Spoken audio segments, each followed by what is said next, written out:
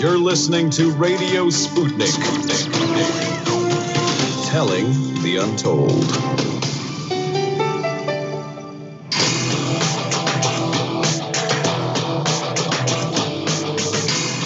Fault lines.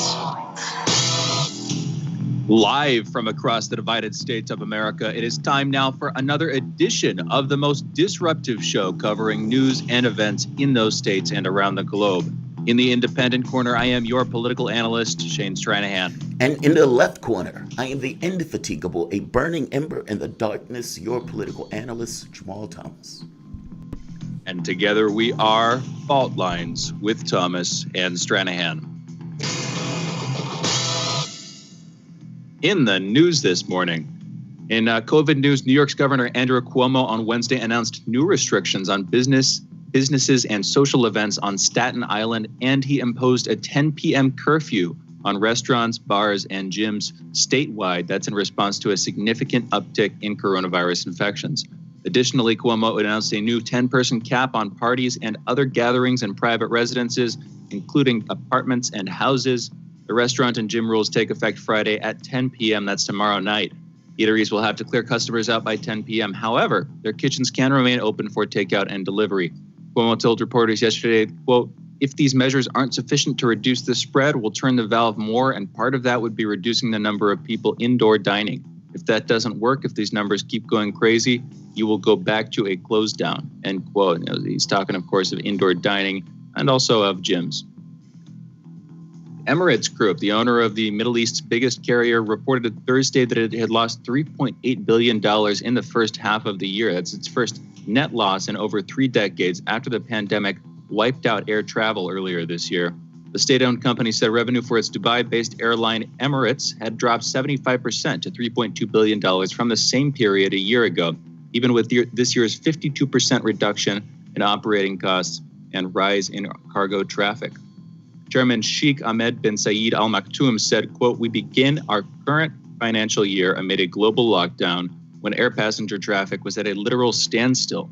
No one can predict the future, but we expect a steep recovery in travel demand once a COVID-19 vaccine is available, and we are readying ourselves to serve that rebound," end quote. Africa's top public health official says the continent has seen an average 8% rise in new coronavirus cases over the past month. John Nkengasong says, quote, "We expected it to happen," end quote, and warns that when the virus comes back for a second wave, quote, "it seems to come back with a lot of full force," end quote. The African continent is approaching 2 million confirmed cases, with just over 1.9 million now, including more than 45,000 deaths. Testing across Africa remains a challenge, with 19 million tests conducted so far. Countries with the highest increase of cases in the past week include Congo at 37%, Kenya at 34%, and Nigeria at 17%. While President Cyril Ramaphosa of South Africa announced Wednesday that the country will open its borders to all international travelers despite an increasing number of coronavirus cases in some parts of the country. In India, India's finance minister on Thursday announced a $35.14 billion package to stimulate the economy by boosting jobs, consumer demand, manufacturing, agriculture, and exports hit by the coronavirus pandemic. Nirmala Sitharaman said the package includes 9 billion rupees, that's $121 million, for development of a COVID-19 vaccine by the government's biotechnology department. The announcement came a day after Prime Minister Narendra Modi's cabinet approved nearly 2 trillion rupees, that's $27 billion, in incentives over 5 years to manufacturers in 10 sectors, including automobiles and auto parts, pharmaceuticals, textiles, and food products. The objective of the incentives is to attract investment and enable India to become part of the global supply chain, Sitharaman said. I'm just going to turn, Jamarl, I'm going to turn to you for a second here. I want to contrast in the United States, in New York, Cuomo imposing lockdowns with India doing a round of mass subsidies. I just bringing a bit of contrast to it. We've been talking about the lockdowns back and forth. Of course, I know, we sort of know where the other is on this, but we also, one of the things we keep talking about with the lockdowns is you could do more. You could do more to support the economy. You could do more to support people who are stuck at home. If you're going to keep people from working, or from going out to eat or just doing kinds of things like that, you should maybe consider as a government doing things on the other end too, to make their lives easier, to promote the economy, to keep things going, to keep the furnace burning. What's your take? What do you think we should be doing, Jamarl? You mean like nationalizing porn if people are going to be stuck in the house? I think I could get behind that. I think I can get behind that. I don't even think it'd be all that expensive, considering. No, I feel you. Look, we should be doing more. You can't have it both ways. If you tell people stay home, then you can't contrast that with saying you're also on your own. You can't do both. Like, you can't. It's just remarkably unfair to do both. If you say I'm going to shut the economy down, okay, fair enough. But just keep in mind, you're shutting it down because of the virus. Those people still got to live. Those people still got to eat. Those people still got to pay rent. Those people, they still got to, you still have bills. Those bills haven't gone anywhere. So yeah, if the government is going to do it, the government needs to take responsibility to cover the expenses of those businesses, small businesses, and human beings that are at disadvantage. Just be aware. India also had police that were beating people on the street if they weren't, if they didn't have masks and stuff on. So. Absolutely, yeah. And I'm not trying to paint a complete contrast in terms of statehood here, but I think it's worth pointing out we're at a deadlock. Last I checked with the stimulus package, and we have been for months. Yeah. Congress is at a deadlock, and there are no signs of that ending. And you said it's unfair. It's also simply unwise. Like as a polity, as a political society, it doesn't seem like it's good for the economy or the political sector to do both, to do lockdowns and to not give anybody any help while they're in lockdown mode. You know what I'm saying? Especially on since Thursday, you have one aspect of the economy that is doing monstrously well, and the other aspect is not. Like, it's so uneven.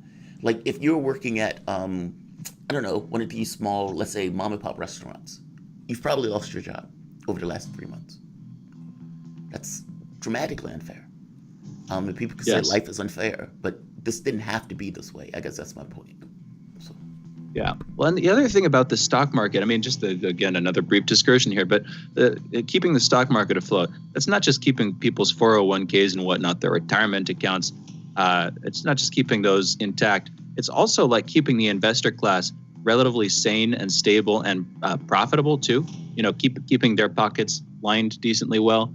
And it's just weird that at the same time as you have these policies that try to keep the the middle class afloat, you also have these policies that benefit the richest of the rich, like the highest tiers of highest tiers in terms of the hedge funds and various investment firms that are built, as far as I can tell, on the bubble.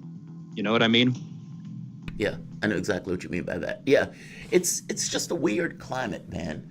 And I guess I was shocked when the Republican Party came out and said we're going to give universal basic income. I mean, granted, it was one, but just for the Republican Party to come up with that was shocking in and of itself. And then to follow that up with, okay, we're going to shut down. Okay, fair enough. But there's logical consequences to this. And one of those logical consequences is some people are not going to be able to afford to pay rent. And let me ask you this. Do you think if Biden gets in, let's say Biden gets in, McConnell is in the Senate, are they going to put a stimulus plan through? And what is it going to look like under a McConnell and a Biden? It'll probably be more debating, honestly. It'll probably be more debating between Republicans and Democrats. Yeah. And I mean, the only thing here is because they're not pushing for re-election, it'll probably be a lot more austere than you were looking at a couple of months ago with Pelosi and over $4 billion over $4 trillion at one point that they were debating over from the Democrats, with the Republicans pushing for the 2.2 trillion. I think it was either 3.8 or 4.2, something like that for the Democrats. It'll probably be quite a bit more austere than that so that they can get it through. And frankly, because, they don't need to push for more because they're not going into an election month.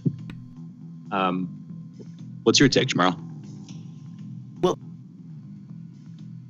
passed the $2.2 trillion bill in the House. I think it was 2.2 or 2.4. Trump was pushing for 1.8, if I'm not mistaken. That was the last deal, or that was the last offer.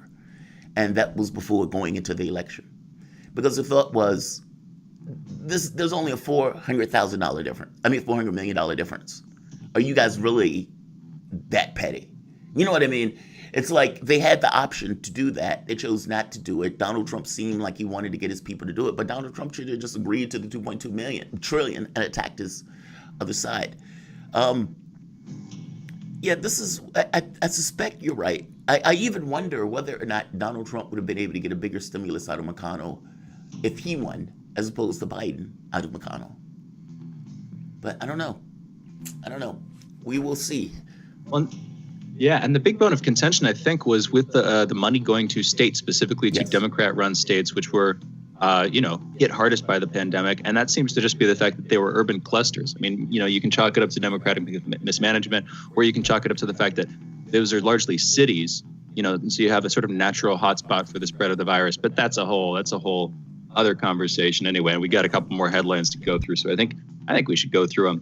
On Thursday, officials in Australia announced a new investigative agency to build criminal cases against Australian special forces suspected of committing war crimes in Afghanistan. The Office of the Special Investigator is to be formed after a 4-year investigation into allegations and rumors surrounding the behavior of some soldiers in Special Air Service and commando regiments in Afghanistan from 2005 to 2016. Benjamin Robert Smith, that's Australia's most highly decorated member of the armed services, has been accused by former colleagues of unlawful treatment of prisoners, including illegally killing prisoners. The former corporal, who was awarded the Victoria Cross and the Medal for Gallantry, that's a bit morbid seeing him given that medal after, in light of those claims. Medal for Gallantry for his service in Afghanistan has denied any misconduct. Defense Force Chief General Angus Campbell will make public a redacted report on the 4-year investigation next week. And they're building a whole new investigative agency. Interesting. I wonder if that'll have legs or if they're just doing that temporarily. Anyway, more on that later. An Afghan journalist working for the U.S.-funded Radio Free Europe Radio Liberty Network was killed in a blast in southern Afghanistan on Thursday. Alias Dai, 33, was traveling in Lashkar Gah, the provincial capital of Helmand province, when a sticky bomb attached to his car went off. Radio Liberty's chief editor, Rateb Nouri, told the AFP news agency that the journalist had been on his way to the local press club. 3 others, including Dai's brother and a child, were wounded in the explosion. There was no immediate claim of responsibility for the bombing. Sadiq Sadiki, a spokesman for President Ashraf Ghani, said on Tuesday that, quote, without a doubt, the assassination of Ali Dai is the work of the enemies of freedom of expression and media, end quote. Dai's death comes just days after former television presenter Yama Siawash was killed in a similar bomb attack in the Afghan capital, Kabul. In Singapore, 21 men and women from the unregistered local chapter of a secretive South Korean church were arrested for allegedly being members of an unlawful society.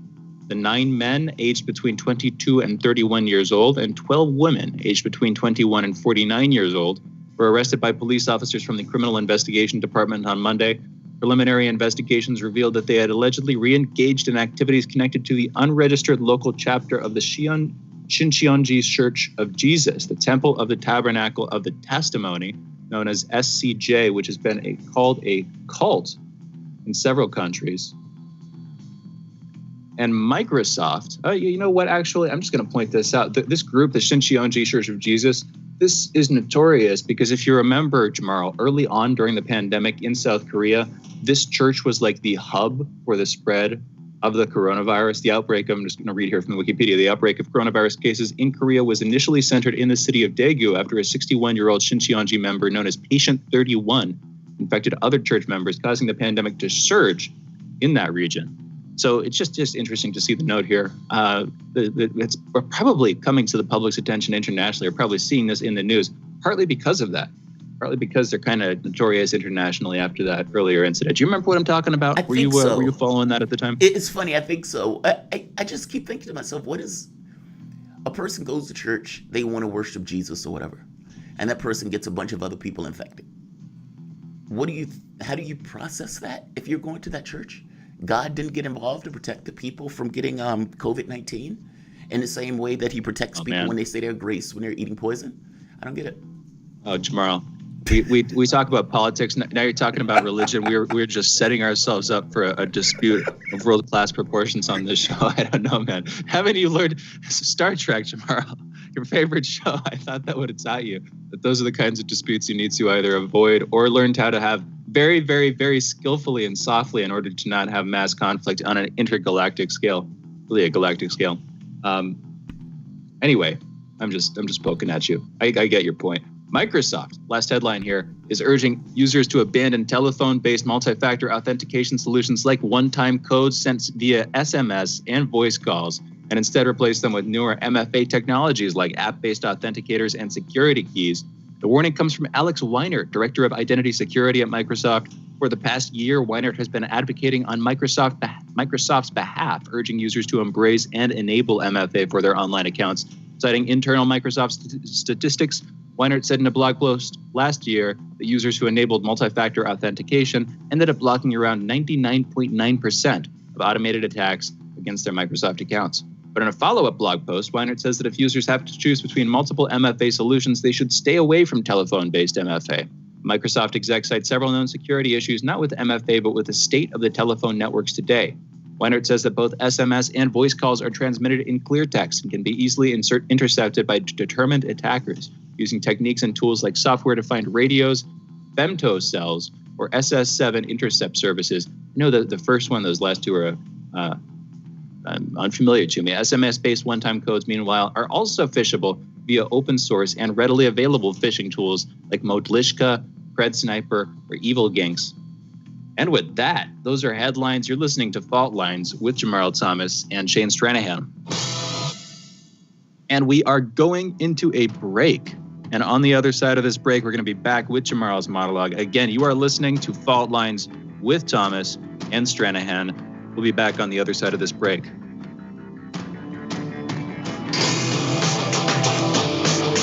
Fault lines. We are talking 24 hours a day, 7 days a week. You are listening. We give you the most essential out of the endless information space.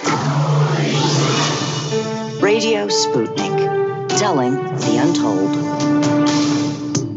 Stuck in traffic? No problem. Stay informed. Stay tuned to Radio Sputnik on 105.5 FM or 1390 AM in the Washington, D.C. area. Need more? Follow us on Facebook or check us out on SputnikNews.com.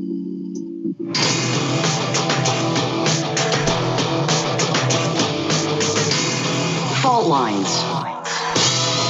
Welcome back to Fault Lines on Radio Sputnik.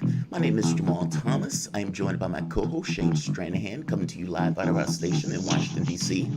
If you guys live in the area, you can catch us on radio at 105.5 FM and 1390 AM. We're also in Kansas City at 102.9 FM and 104.7 FM.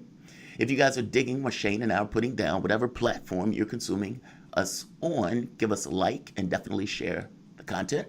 If you guys want to join in on the conversation, you can send us a chat, a tweet, and of course, you can reach us by phone at 202-521-1320. That is 202-521-1320. Your engagement makes the show what it is, so definitely don't be shy. I've been quibbling back and forth this entire morning on what to do for the monologue.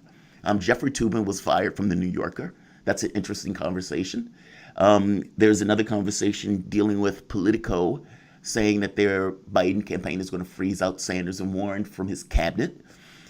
That's not shocking at all. I just kind of assumed that was going to take place, even though some lefties might be shocked by this whole thing. And there's the other story that I kind of want to cover, dealing with Donald Trump and the fight that's taken place in the White House over, pulling the troops out of Afghanistan, and also over releasing information revolving around the Russia issue. Let's linger on that one for a moment. The President of the United States, even as a lame duck, is, believe it or not, still the President of the United States. Now, assuming there's no hand of God scenario, there's no something coming from the sky in order to rescue Donald Trump. Assuming that's the case, and Donald Trump does in fact lose. His people are saying that he's going to refuse to concede. I suppose a lot of this has to do with ego. Some of this probably also has to do with what happens after the presidency. And if you listen to people like Obama or even AOC, they don't want it to be a fluke. meaning you don't want to win and then lose the very next race because it makes the first win look like a fluke.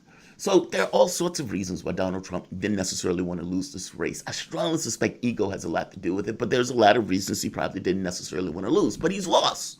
And regardless of the fact that he's lost, he's still endowed with the powers of the presidency.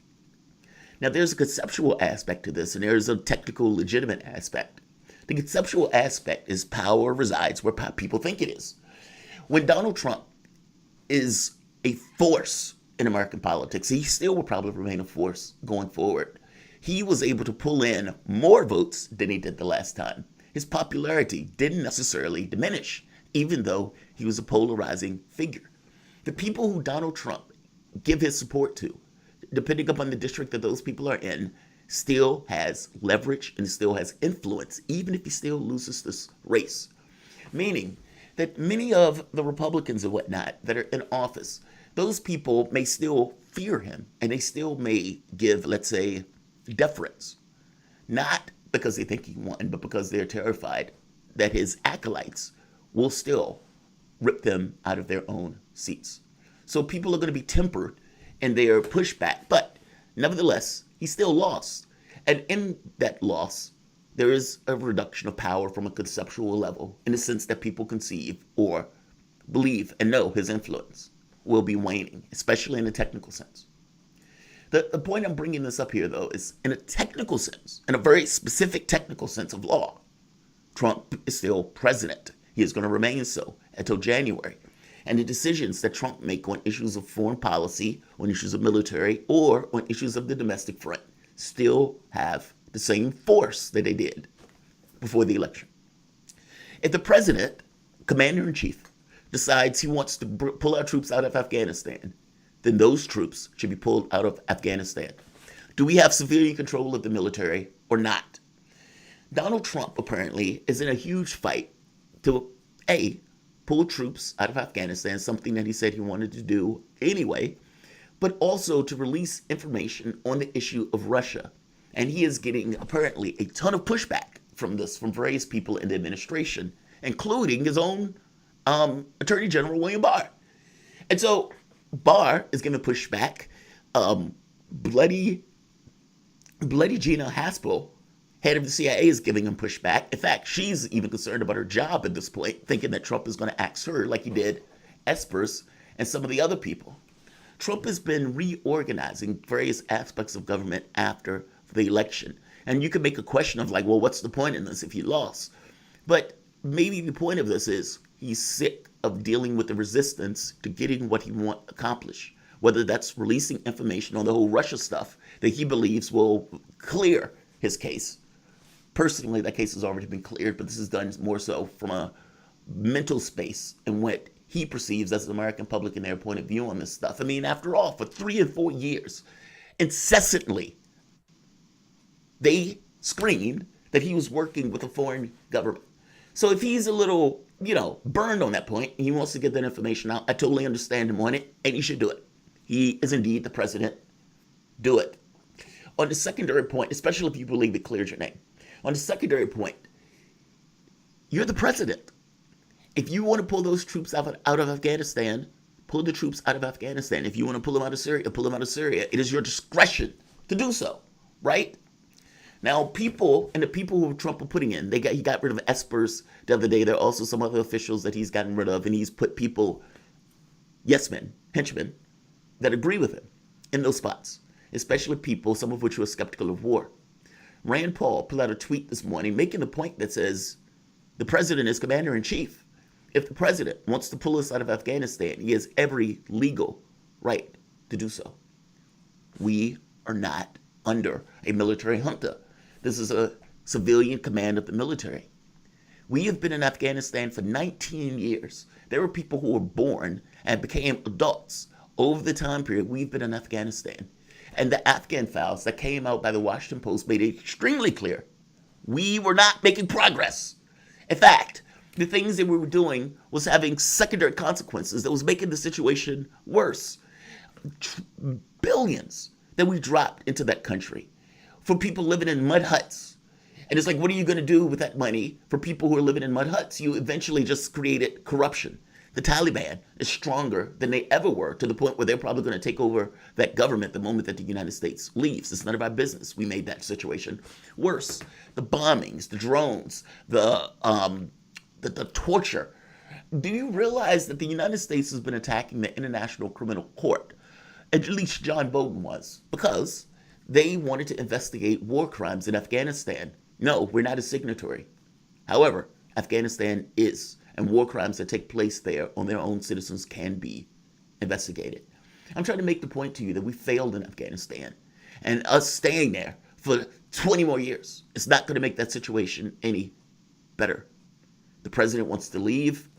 The American public is on board for leaving. The military brass wants to stay. Democrats want to stay forever. I'm in this camp to say it's time to go.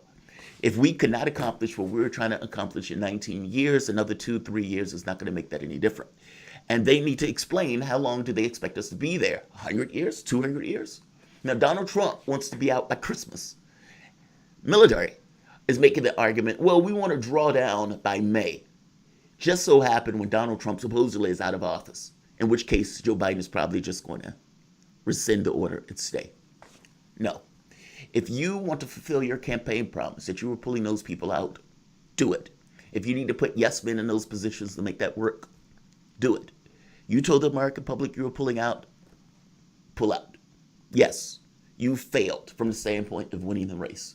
That does not necessarily mean that you can't necessarily fulfill your remaining campaign promises, and you are still the president. Pull those troops out, bring those troops home, and release whatever information you deem is necessary for the Russiagate stuff. This is your last time in doing it. You have, 2 months? Make it worthwhile. Shane, what do you think? To me, the president is the president is the president. If he wants to release the information, he can release the information. He should do it. Yeah, and Biden shouldn't keep the troops there. I mean, he was sort of threatening to. It's not a threat exactly, except to the Afghanis and to the Taliban there. But yeah, he's saying that he's considering leaving the troops in there. Trump has made a promise. We'll see if Trump would bear that out if he were to have a second term. Of course, he probably won't at this point. But if he were to, he'd see if he'd actually pull them out by that time. Yeah, he was saying as soon as this Christmas, which if he were to move along that timeline, that would be soon enough that Biden would have to actually send them back in, and that I think would be much more of a political problem for him than keeping them there, if you know what I mean. Yeah, I know exactly what you mean. But yeah, no, that is of course the problem here. The military-industrial complex wants us to stay in wars so that they can keep making money, and yeah, we want to keep that stuff going. And Biden is clearly setting us up to continue the pre-2016 trend of American intervention overseas. That's he wasn't really talking about foreign policy during the debates, but when he was being critical of our supposed enemies, and that usually is just a sign of prefacing more money spent on weapons to keep us just shy of war with another major power, by getting into wars with these smaller proxy powers, either directly or indirectly by supporting local dissidents, as we like to do these days. It's a deeply problematic thing, and of course, Biden would put us back into exactly that trajectory. Trump, for a lot of his voters, was exciting specifically because he was promising to do exactly the opposite. He was promising to pull us out. And, he was pairing that with some of the more economically nationalisty stuff and bringing back manufacturing and vaguely sort of, locally patriotic. And, I'm curious. What's up? He clearly could have put these people in. I mean, if he's doing it now, he had the power to do it before. Why do you think he's waiting now to do it? I mean, it seems like this would have been great for a campaign issue. I don't know, man. I don't know. I honestly, because he probably thought that most people wouldn't care because most people were just voting against Trump, And so maybe he wanted to sort of leave the court open, so to speak, so that after the election, he could. In other words, if you don't have to make commitments in advance, then you can have a lot more people potentially on your side doing positive things for you, saying positive things about you, whatever the case may be, until after the election when you've clinched it, and then you can make your final choice after you've already succeeded. Does that make sense? It does make sense. I'm just wondering if Donald Trump told his constituents that I'm going to get us out those countries, It seemed the campaign pledge at that point. And it seems like he was definitely trying. Whether he put a huge amount of Herculean effort or not, it definitely seemed like that's his tenor was. But he's a reality show host. I would imagine there's a certain lack of confidence on those military issues. And I think he probably, really wanted the peace deal. Didn't push. He really wanted, he wanted to get the long-term peace deal between the Taliban and the Afghani government so that when he withdrew American troops, there wouldn't be, some resumption of potential chaos. Because if there were, then of course that would be used against him in 2020. That would be a big political problem for him too. So it is like a balancing act that he's playing. But, our troops being there hasn't made things any better. And it's not necessarily making the peace talks go any faster. And anyway, we've got to go into a break here. So let's do that. We're going to be back on the other side of this break with Laith Marouf. You're listening to Fault Lines with Jamarl Thomas and Shane Stranahan. We will be right back.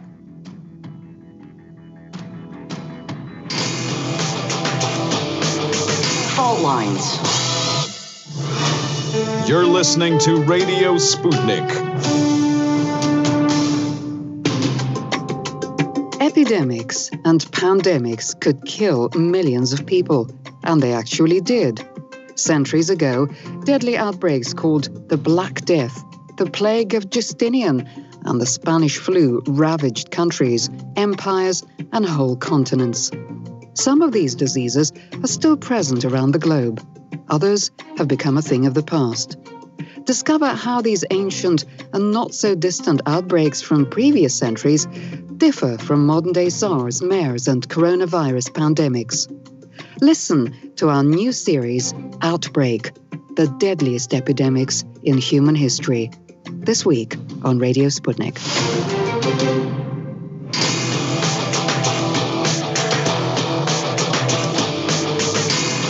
Fault Lines.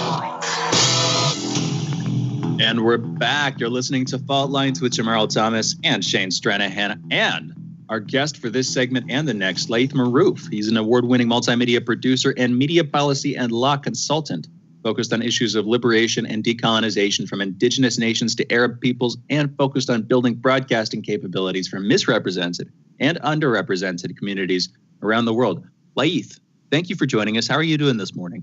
I'm doing great. I'm not sure how you guys are doing in this weird situation where not knowing who's the president of the USA is. I'll be honest. I'll speak for myself, and then I'll turn to Jamarl. Thank you for your concern. I keep going back and forth. It's weird that our political state is in such decay here, but I also, I'm pretty. I'm operating from a position of economic privilege, definitely, in terms of where the United States is international, and I can't help but recognize that our political decay represents a lot of the world's political decay that the United States has been causing for decades now. So I can't complain too much. But Jamarl, what's your take?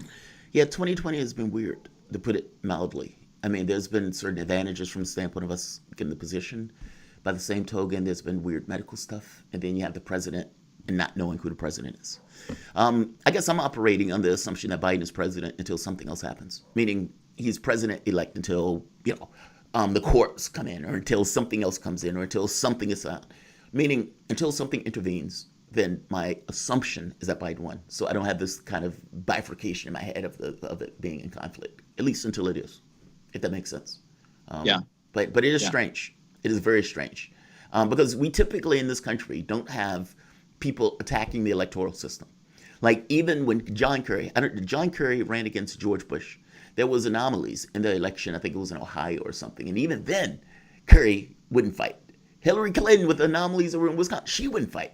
It's very bizarre to have people attack the electoral system directly. Even when the Democrats kept saying Trump won, that the Russians helped Trump, they still accepted him. You know what I mean? It's like they didn't want to, but they still granted him the powers of the presidency and all this other stuff.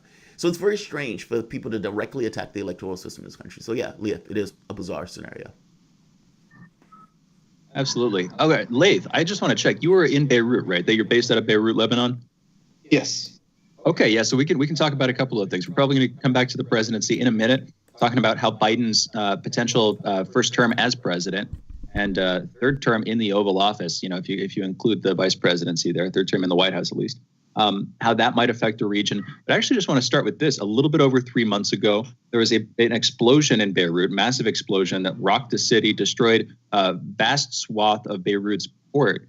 And so explosion, just to bring people back up to speed in case you weren't following it at the time, or it's sort of fallen out of your memory, supposedly caused by a large amount of ammonium nitrate that, in combination with fireworks at a fireworks warehouse, basically, led to this massive explosion. At least that's the official story. But still, 3+ months on, they're investigating what exactly caused it. A lot of folks were speculating that there was some other cause potentially triggered by a foreign adversary. I'm going to leave out the main culprit here. We can bring the potential alleged culprit in if we want to, but another nation a little bit further to Lebanon south. I'll just put it that way. I'm curious, Laith, what's the situation on the ground at this point? Months down the line. What's the sort of atmosphere in the city emotionally? How well has the city recovered? And how does that investigation appear to be going at this point? What's new there, Laith? The investigation is going nowhere. Obviously, there is a lot of politics behind what happened in the explosion, and nobody wants to touch it, whether it's the local actors and or the international actors that were involved in the investigation, like the United States and France. So what has happened since is everybody trying to use that explosion for their political goals. And we saw, France attempting to force a new government on Lebanon, and that didn't work. The United States now is going through its own plan of what it wanted. And this is probably the most important update. Yesterday, the Secretary General of Hezbollah, Sayyid Hassan Nasrallah, gave a speech on the annual celebration, commemoration they have for what they call the Martyrs' Day for Hezbollah's martyrs. And he addressed some of these things, but in the last 4 days, there's been a lot that developed. One of them is the United States deciding to put on the list of sanctions the leader of the patriotic movement, the largest party that is Christian in Lebanon, who the president is part of that party and is in coalition with Hezbollah in the parliament. So the leader of the Patriotic Movement Party, who was the former foreign minister, was added to the sanctions list of the United States, and the United States claims that they added him on the list because of his corruption. But he came out 2 days ago in a press conference speech televised, and he basically spoke about how the United States put pressure on him, met with him multiple times, telling him that he has to break his coalition with Hezbollah as a party, and or they will put him on the sanctions list. And then the ambassador of the United States had her own interview on the media here, claiming the opposite, that Gibran Bassil, the leader of the patriotic movement, was wanting to break the relationship with Hezbollah and therefore make the government fall. And here we had Nasrallah yesterday address that issue, and of course the American election and what's happening in Lebanon, and maybe we can discuss that after. Yeah, it's astonishing. We can't get our own elections right. We're attacking other governments, trying to get those governments to fall. The Constitution of Lebanon, when you were here last time, you kind of made the point that it basically created separation in the government itself, and it made the issue of governance difficult when it was creating these kind of societal divisions. Is there any impetus to try to change or adjust that? And I want to make sure I explain that correctly first. But also, is there any adjustments to the Constitution itself to try to, let's say, eliminate some of those issues or eliminate some of the issues that are creating the divisions in the society?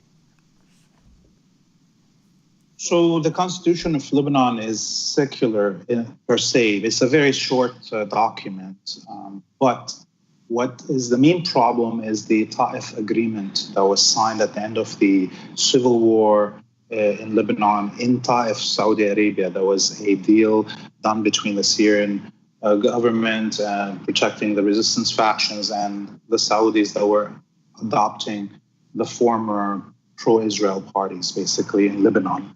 And that Ta'if agreement said that things have to be cut up in sects within the electoral system, preserving the president's office for a Christian, the prime minister's office for a Sunni Muslim, and the Speaker of the House position for a Shia Muslim.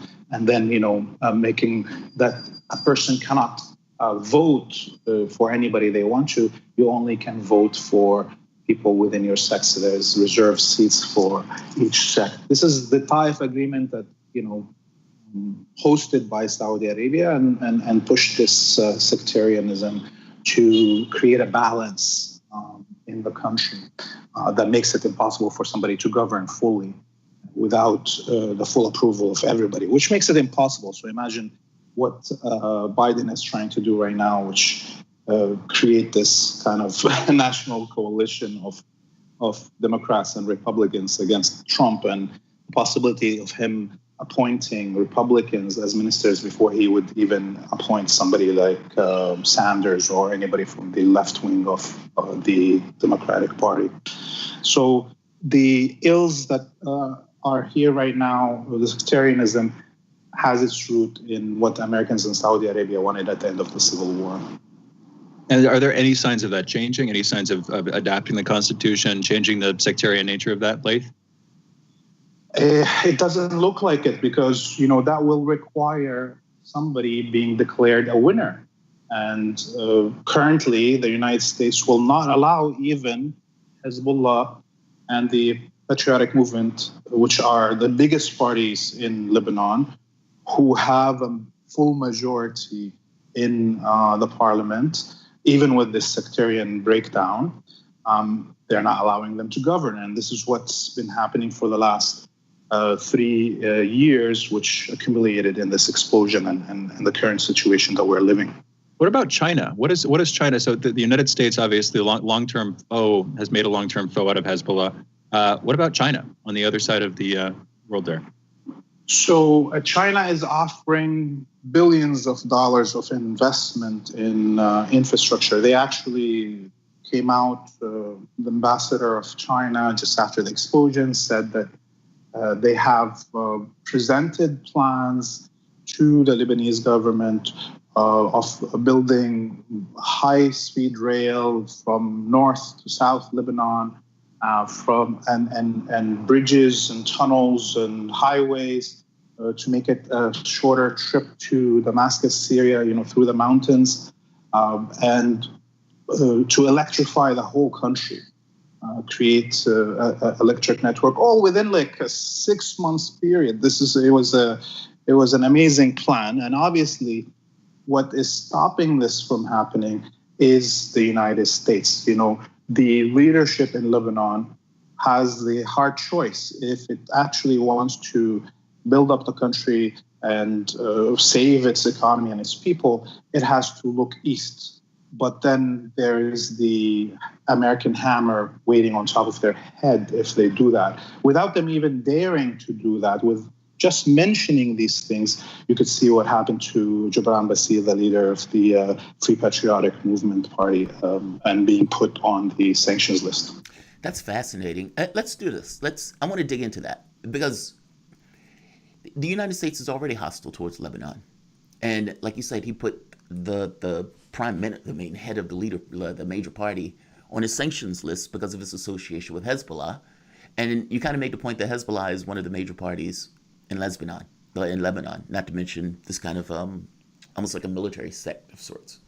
So I kind of want to dig into what would be the hedge of them going a route like that. We don't even have high-speed rail in the United States. And so, China is talking about basically making an entire country, upgrading it to a certain degree. I don't see what would be the hedge for something like that. So let's take a break. You guys have been listening to the voice of Leith Maroof. award-winning multimedia producer and media policy law consultant focused on issues of liberation and decolonialization from indigenous nations to Arab peoples and building broadcasting capabilities for misrepresented and underrepresented communities around the world. You guys are listening to Fault Lines with Thomas and Stranahan. We will be back in a moment.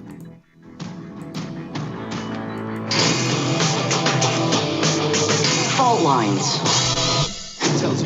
Want to talk? Get in touch with us at radio@sputniknews.com.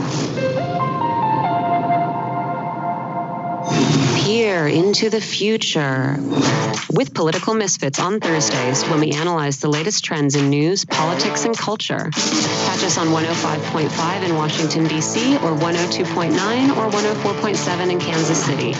Achtung, baby.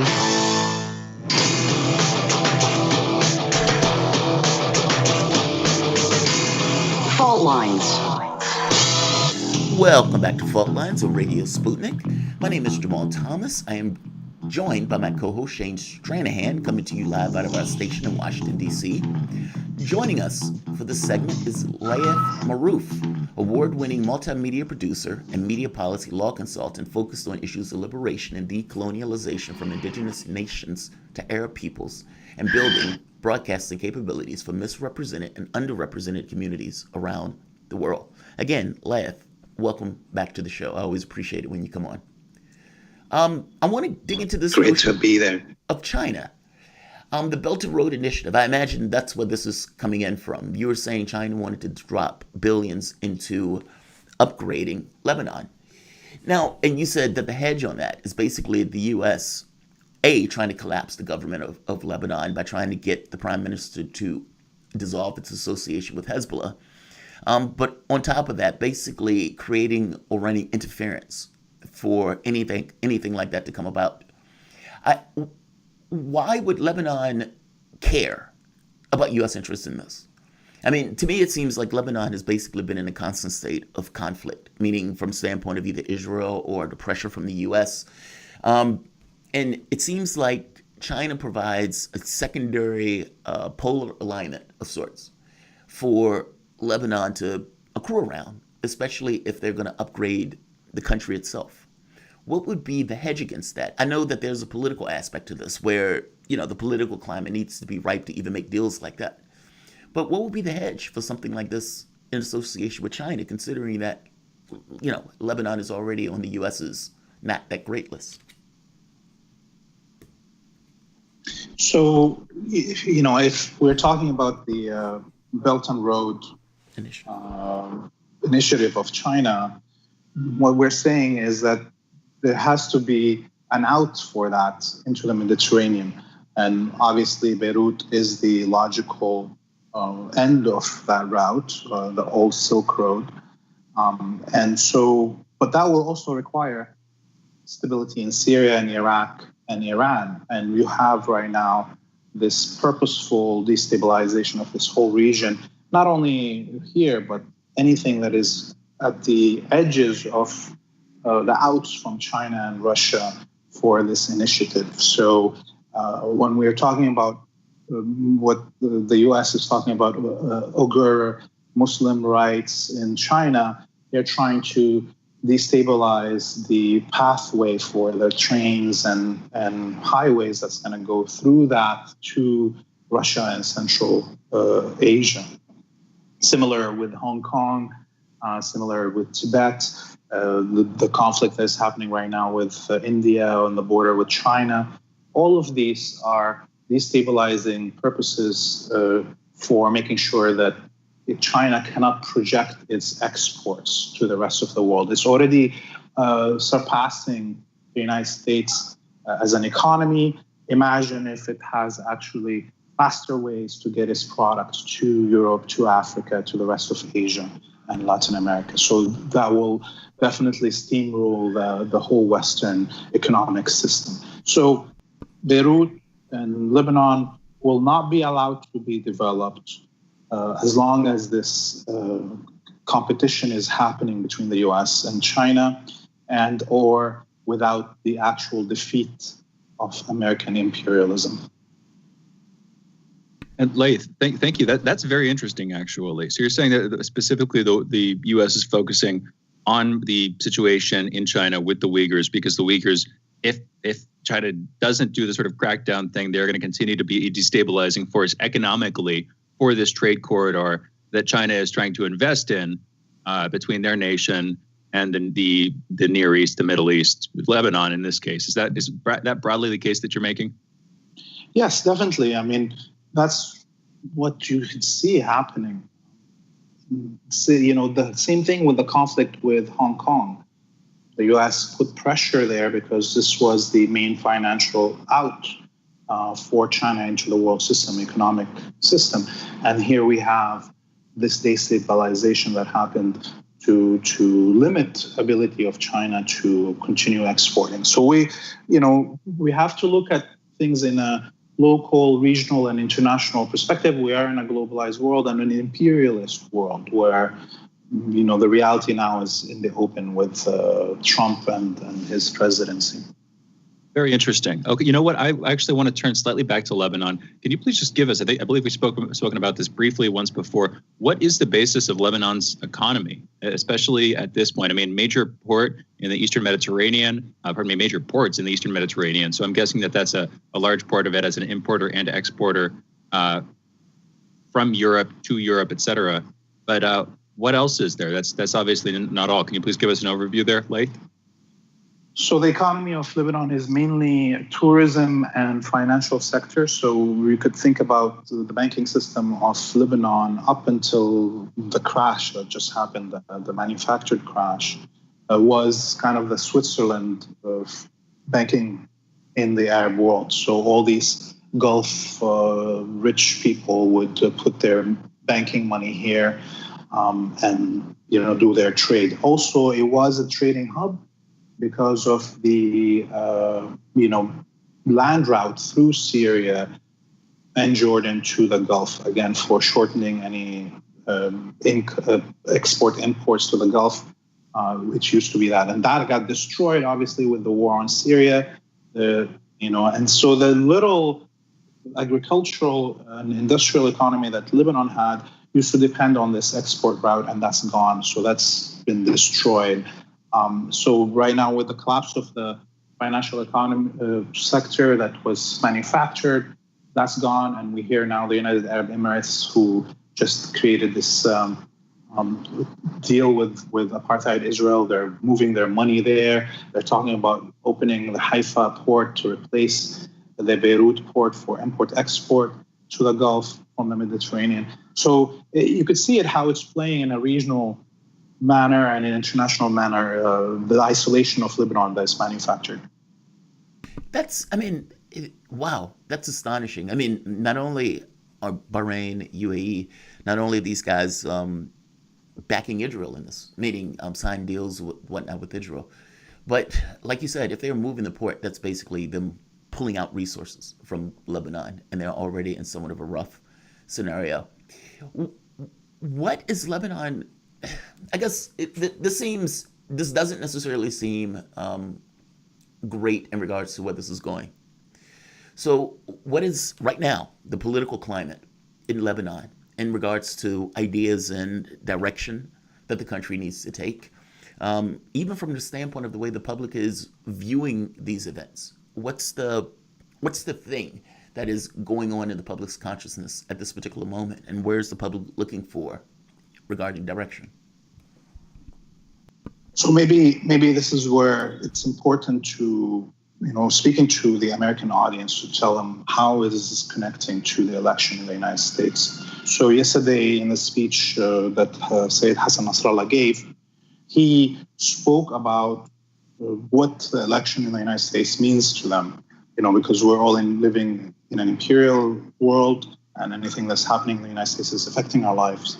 And so on the one hand, he said we have the right to be happy and joyous at the defeat of Trump, who's responsible for the assassination of General Soleimani and General al-Muhandis in January.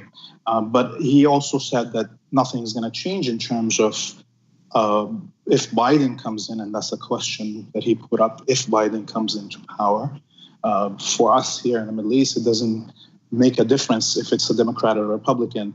The center point, the constant in American foreign policy in the region is the supremacy of apartheid Israel. But he also mentioned that the next 2 months are all of the axis of resistance, including Hezbollah, are going to be on 100% alertness, military readiness. And that this is because when Trump fired Secretary of Defense Esper, this is a move that everybody has to be alert about, because it could mean one of three things, as Nasrallah mentioned. One is that this is just a vendetta, personal vendetta from Trump against Esper, because he refused to deploy the military on the grounds in the United States when the Black Lives Matter demonstrations were happening. And if you remember the walk to the church from the White House, and how Esper spoke against the use of force against the demonstrators. But then option number two, that actually Trump wanted to deploy, or wants to deploy, the military on the ground in the United States now to maintain power against the results of the elections, and maybe Esper refused it. And the third option, which is very relevant to us here, that maybe Trump wants to launch a war in the region before his departure. If you remember, apartheid Israel attacked Gaza in 2008 in December, before the inauguration of Obama, and forced basically this war on the United States. So the whole resistance axis from now till January inauguration date will be on high alert for a possible war. And that's a very serious call to make. So we've only got a couple of minutes left, but how do you think, we're just speaking about Trump, I can tell there that you are concerned about what Trump's intentions may be in the coming months. Let's assume for a second that Biden comes in, as it appears that he will, at least by the media accounts at this point, with a Biden presidency in 2021. What fate do you think may lay in store for the Middle East from the perspective of the United States? What do you think our stance is going to be broadly like? So I still doubt that Biden's going to come in, because right now, even though the media has called the election and supposedly the vote has happened as is, what counts is the electoral college votes. And the electoral college members can choose to do whatever they want to. And there is historical cases that went to the court when electoral college members refused to vote and voted against it. And the Supreme Court in the United States said that it's true. The electoral college members have the vote. It's the right to choose what they want, but the vote is just a suggestion to them. And in many of these states that are contested right now, the electoral colleges are controlled by the Republicans, even though, say, a governor is Democrat. So everything is up in the air. And if actually Biden comes into power, we are still going to be screwed here in the Middle East. 1 minute. The path that the United States has chosen is centered around apartheid Israel and its other vessels in the region. That's not going to change. Maybe we will have a different style of imperial order, but it's still going to be the same for us. All right, fair enough. Laith, thank you so much for joining us. Thank you. Thank you very much, guys.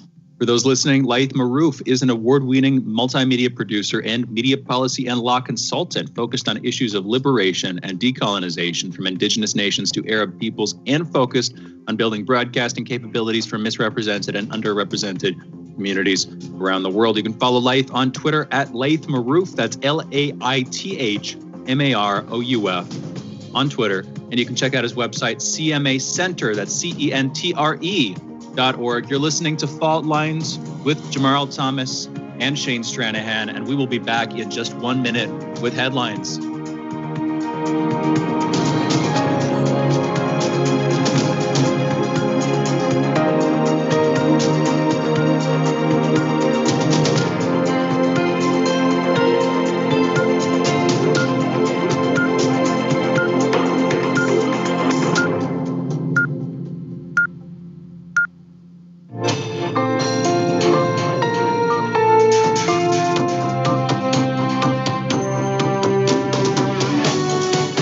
Listening to Radio Sputnik. Telling the untold.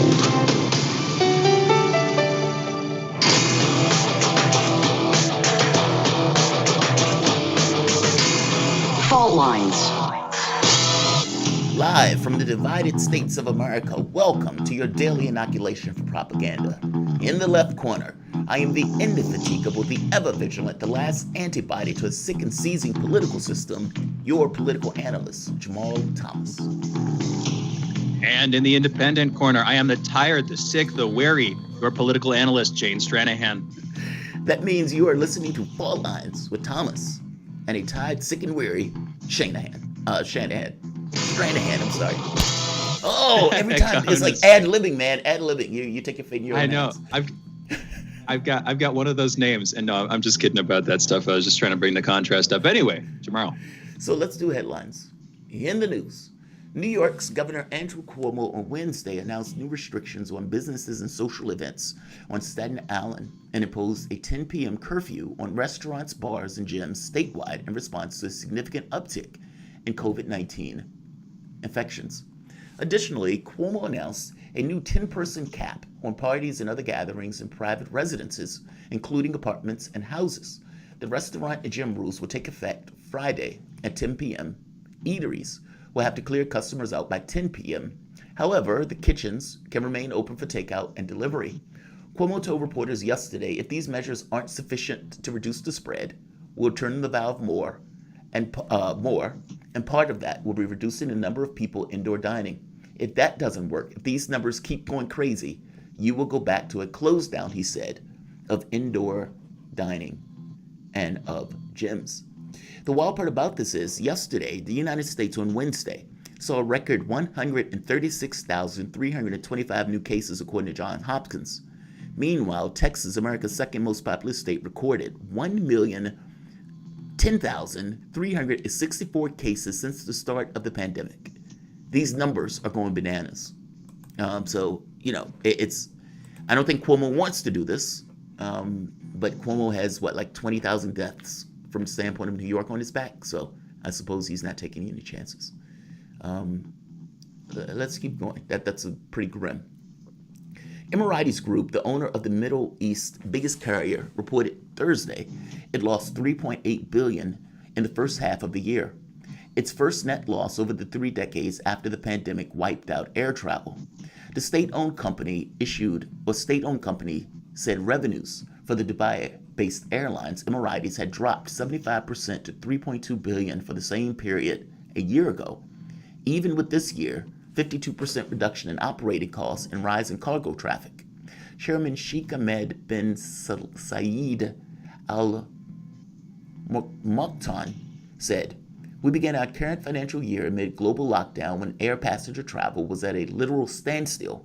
No one can predict the future, but we expect a steep recovery in travel demand once COVID-19 vaccine is available, and we are readying ourselves to serve that rebound." Africa's top public health officials said the continent has seen an average 8% rise in new coronavirus cases over the past month. John Nexiong said, "We expect it to happen," and warns that the virus will come back for a second wave.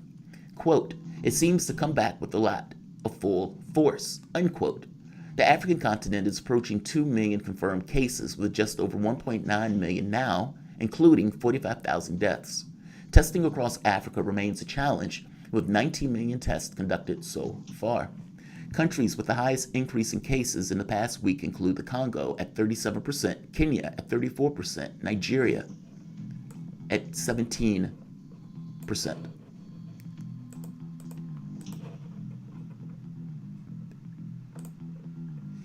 President Cyril Ramaphosa of South Africa announced Wednesday that the country will open its borders to all international travelers despite increasing number of coronavirus cases in some parts of the country. India's finance minister on Thursday announced $35.14 billion package to stimulate the economy by boosting jobs, consumer demand, manufacturing, agriculture, and exports hit by the coronavirus pandemic. Nirmala Sitharaman said the package includes 9 billion rupees, 121 million, for development of a COVID-19 vaccine by the government biotechnology department. The announcement came a day after Prime Minister Narendra Modi's cabinet approved nearly 2 trillion rupees, 27 billion, in incentives over 5 years to manufacturers in 10 sectors, including automobiles and auto parts, pharmaceutical, textiles, and food products. The objectives of the incentives is to attract investment and enable India to become part of the global supply chain, Sitharaman said. On Thursday, officials in Australia announced a new investigative agency to build criminal cases against Australian special forces suspected of committing war crimes in Afghanistan. The Office of Special Investigator is to be formed after a 4-year investigation into allegations and rumors surrounding the behavior of some soldiers in Special Air Force and commando regiments in Afghanistan from 2005 to 2016.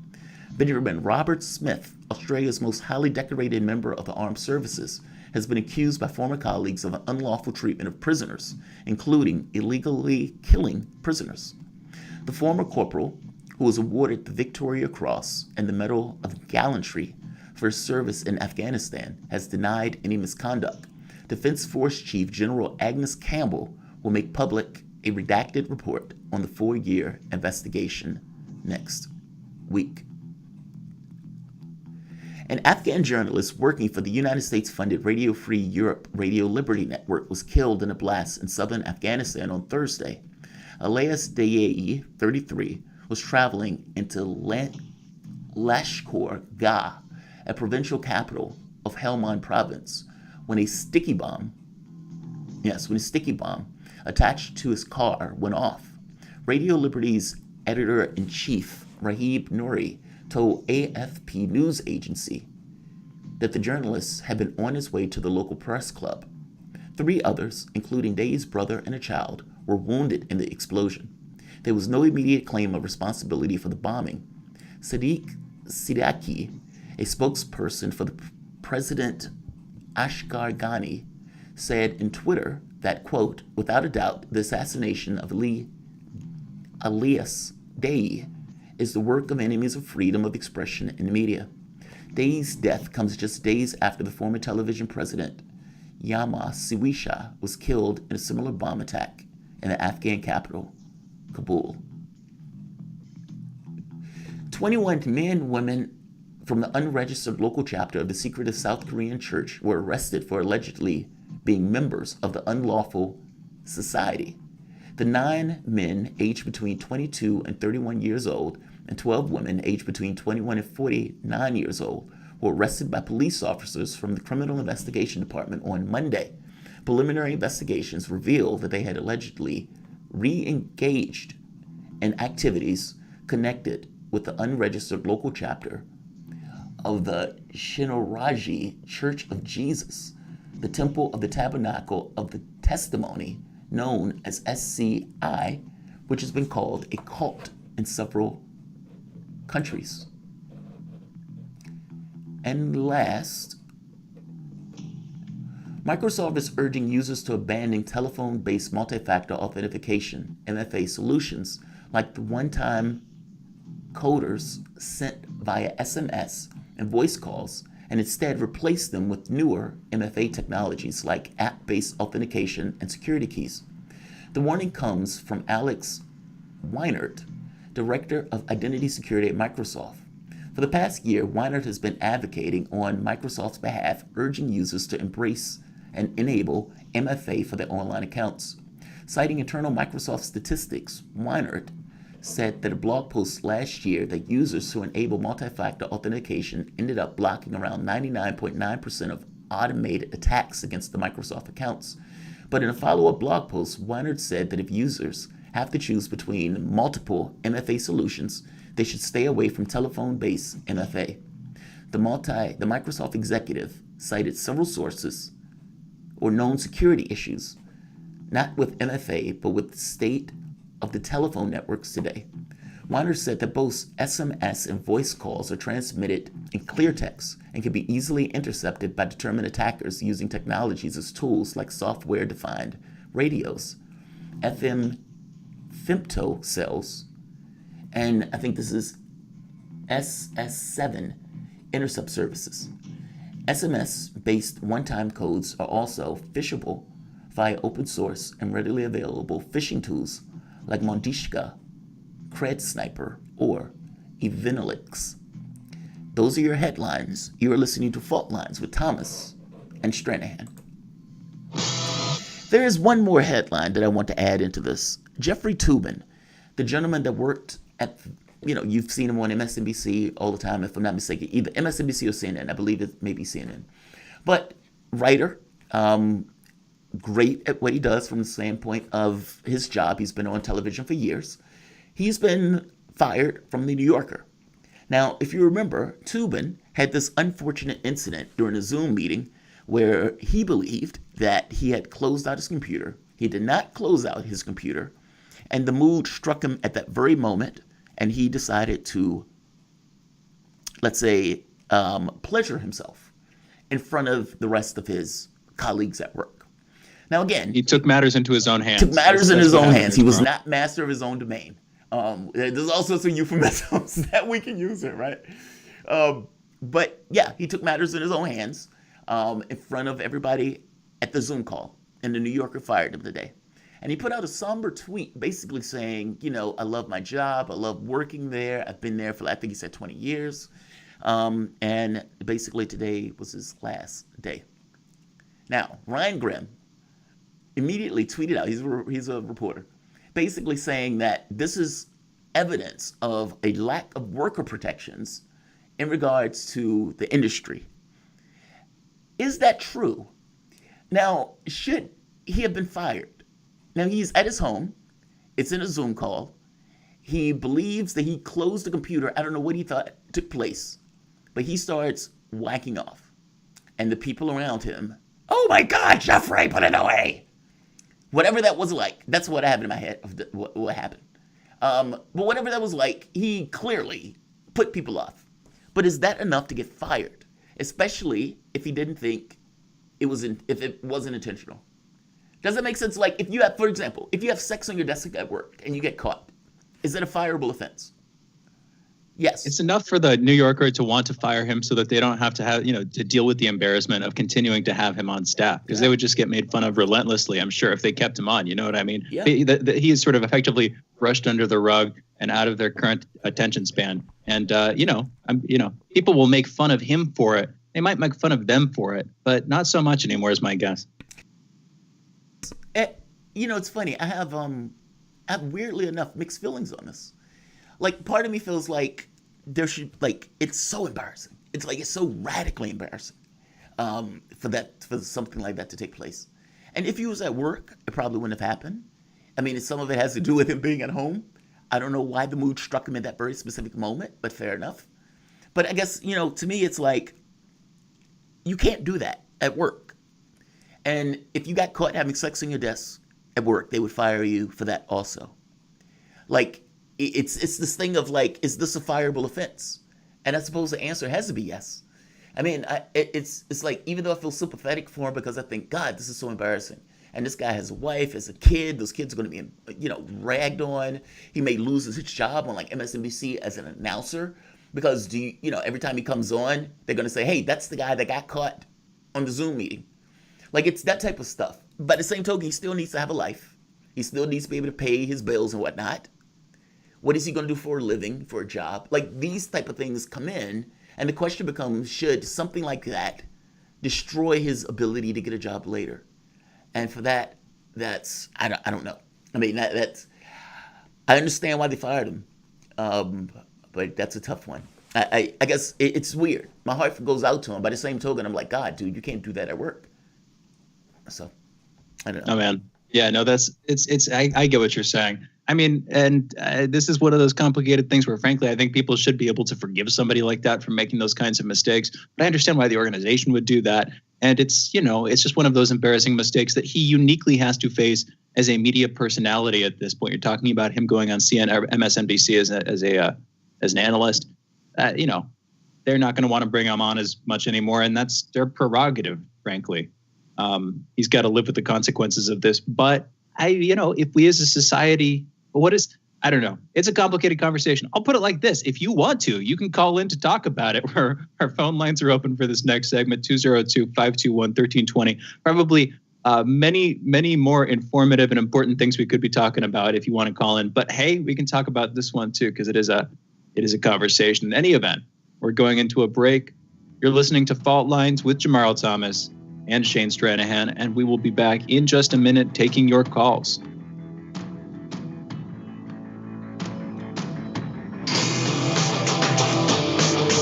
Fault Lines. What do we want? News, politics, and culture. When do we want it? Wait, we weren't finished. News, politics, and culture without the red and blue spin. Okay, so now when do you want it? Daily from noon to 2 p.m. Eastern Time. Okay, satisfied now? Never. Tune into Political Misfits on 105.5 FM in Washington, D.C. and on 102.9 and 104.7 FM in Kansas City, Missouri. Daily for our analytical fix. No surrender.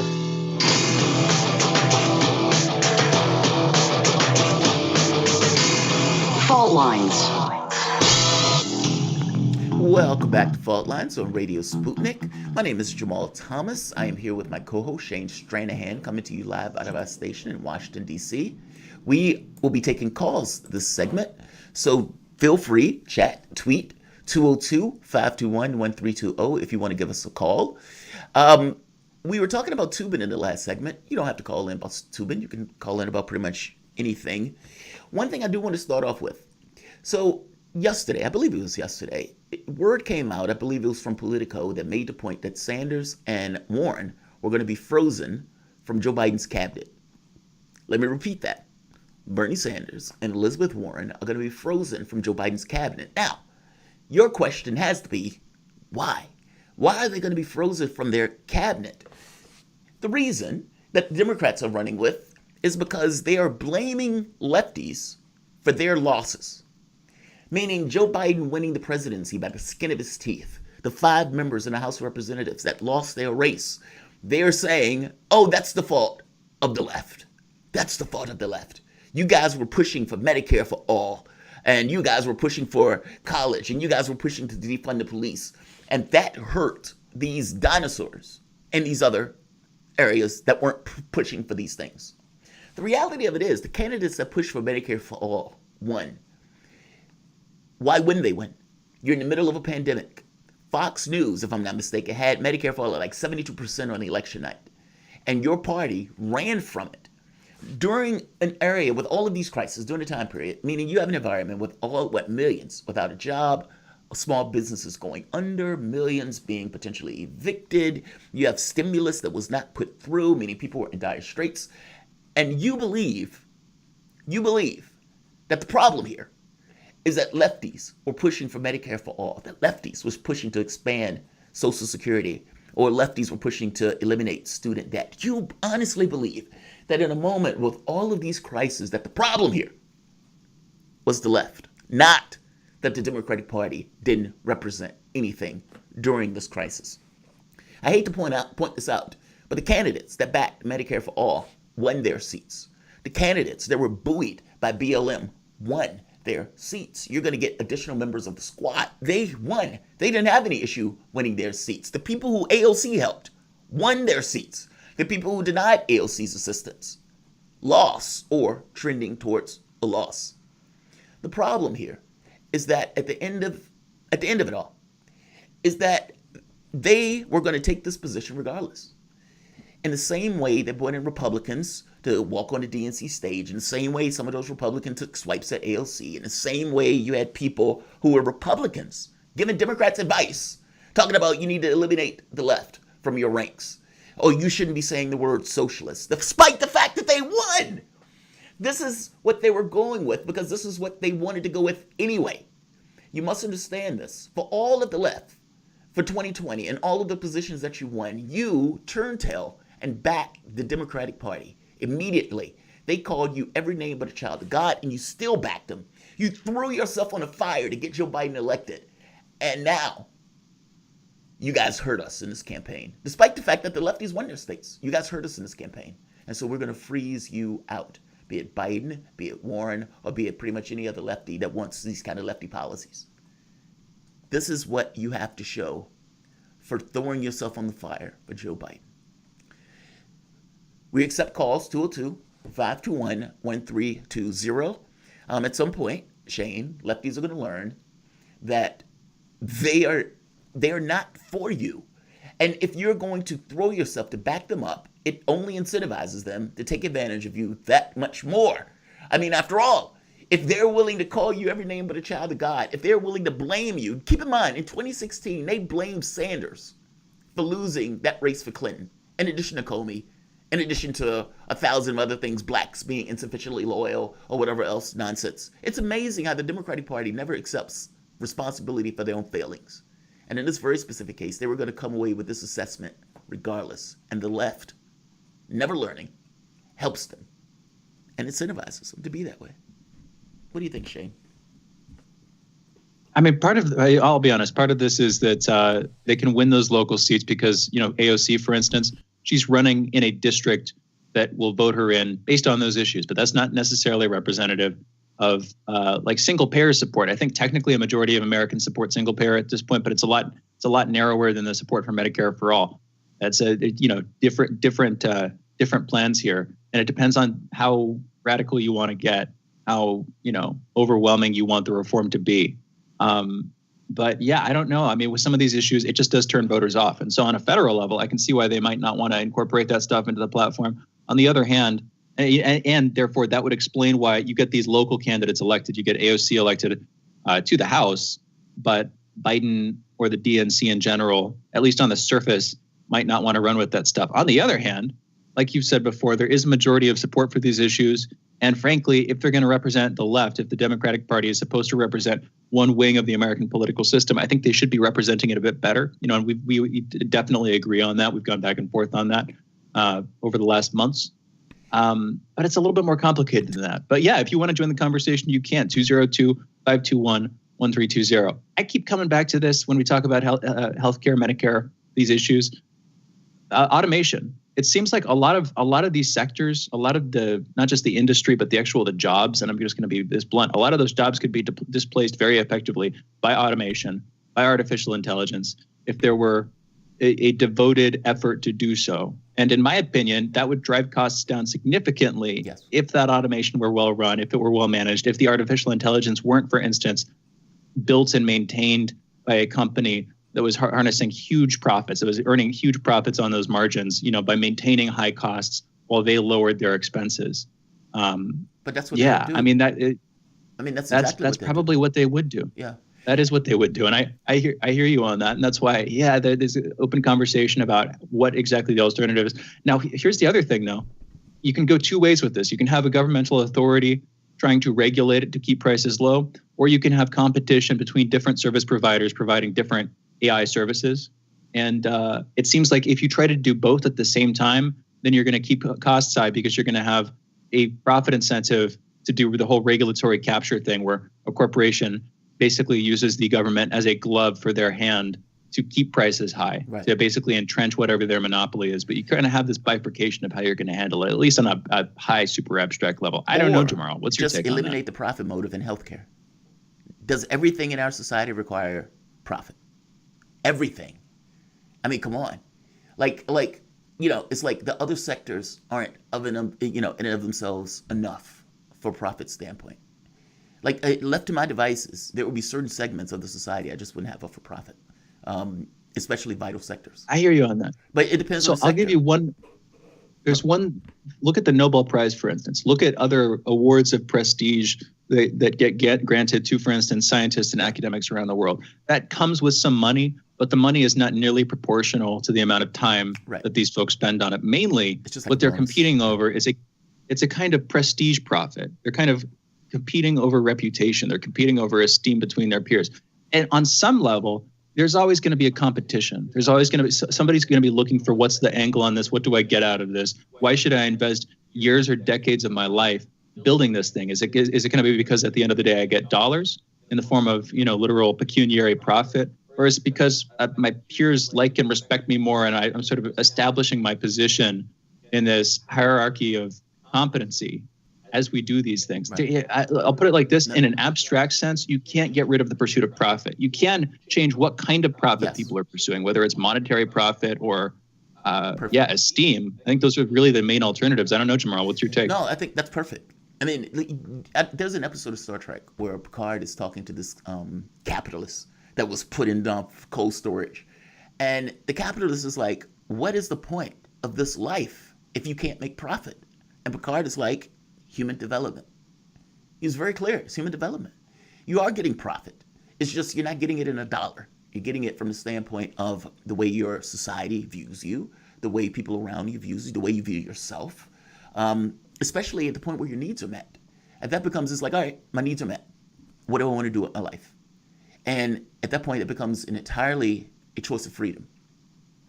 It is. I mean, look, to me, when I first started this, I think I started with the idea that the profit motive is entirely the problem in regards to it. But the catch is, the profit motive can be all sorts of things. Valor in the military. Like you said, doing something where your society gives you accolades for. Those things are also profitable, but it's profitable in the sense that your society views you with a certain degree of esteem for something that you've done for the benefit of that society, as opposed to just kind of personal profit type thing. The profit can be in different ways. I agree with you. It's just that there's some things, some sectors, I'm dodgy with that on. Like, I don't want the government making a pencil. I don't think it needs to do that. I don't think the government needs to make tennis shoes. You know what I mean? By the same token, something like a solar power automated food distribution thing where it automatically takes these old dilapidated factories and we make high quality, low cost food that is basically automated and kept up by automation. That, yes. And it is. At a certain point, we're talking about automation. You bring artificial intelligence into this, and even if you don't believe in a hard singularity where there's this like pure takeoff and there's something completely unrecognizable on the other side, arguably you go through singularities on a constant basis when you create new technologies, when you go through certain political moments, and frankly, when you live your life, on an abstract level or on a personal level, as an individual, you go through your own singularity whenever you have to overcome some kind of serious difficulty, whenever you got to go through one of those like personal growth moments because you don't know who you're going to be on the other side. It's unrecognizable. There's literally a complete uncertainty for you about where you're going to go. On a very deep personal level, that's what that looks like. But coming back to AI, if you get to a point where the AI is provoking itself and it's sort of recursively self-improving and it's building itself, it's maintaining its own code, it's managing its own code, and say you had a company that built that AI, say you had a government that built that AI, whatever the case may be, at a certain point, if it becomes its own agent, if it's designing the goods, if it doesn't necessarily care about monetary profit or reputation, there are all of these open questions about what exactly, how that society works, what relationship we're supposed to have with that entity or those entities. And I think in some sense, it doesn't have to be a hard takeoff. It could just be an increasingly competent AI. For instance, you were talking about pencils. What if there's an AI that a company technically owns, that the company just maintains at a certain point, and that AI designs a better pencil? Does that company deserve the profit? Does that AI exist as a sort of independent entity that's giving that to the world for free? These are questions that we're going to have to decide, I think, as we develop this stuff. And we're doing it now over the course of years, not even decades at this point. Think to yourself for a moment, though. What company would not take advantage of that from a profitable standpoint? They're going to own the AI, and they're going to own anything that comes from that AI. It's the same thing for a government with dominance, though. That's the thing. Any entity, as far as I can tell, any entity beyond beyond an individual human being or an informal organization of human beings who are not operating for those things, who are operating out of pursuit of some higher purpose, whatever that looks like. Yes. they're going to have, they're going to have some pursuit of domination, whether it's monetary domination or military domination. No, I agree with you. I guess my thing is, look, I think the problem here is that we have in our mindset this notion of everything needs to have a profit, and that's where worth and value lies. And if that's creating an AI that tries to lower the cost for other items, well, they're going to lower costs and reap the profits. They even lower the cost a little bit for you, but at the end of the day, it's going to be reaping the profits. All pressures are on those companies to do that. Any company that comes up with an AI that lowers the cost is going to have another company that also has an AI to lower the cost, in which case they're going to be battling for that also. Like I don't know what that looks like on the other side of that, where those AIs are producing products where the profit margin is so low that they're just giving it away. And I don't see that happening, at least not with our current economic model. But hey, man, productivity too cheap to meter. Yeah, we don't know what comes on the other side of that. Yeah, it's a weird question. You know what? We're going to go into a break. We're going to be back on the other side of this break with Dr. Mikhail Kogan talking about COVID Initiative 81 in DC and more. You're listening to Fault Lines with Jamarl Thomas and Shane Stranahan. We will be back in just a minute.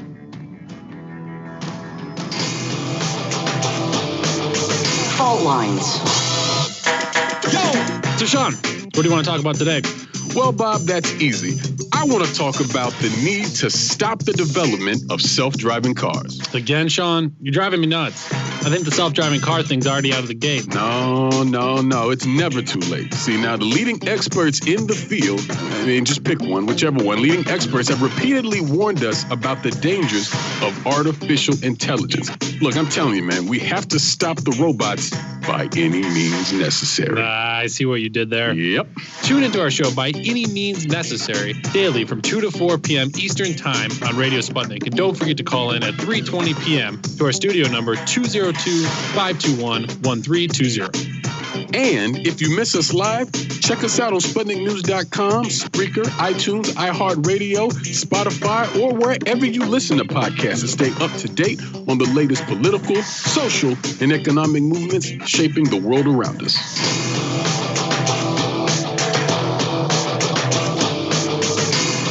Fault Lines.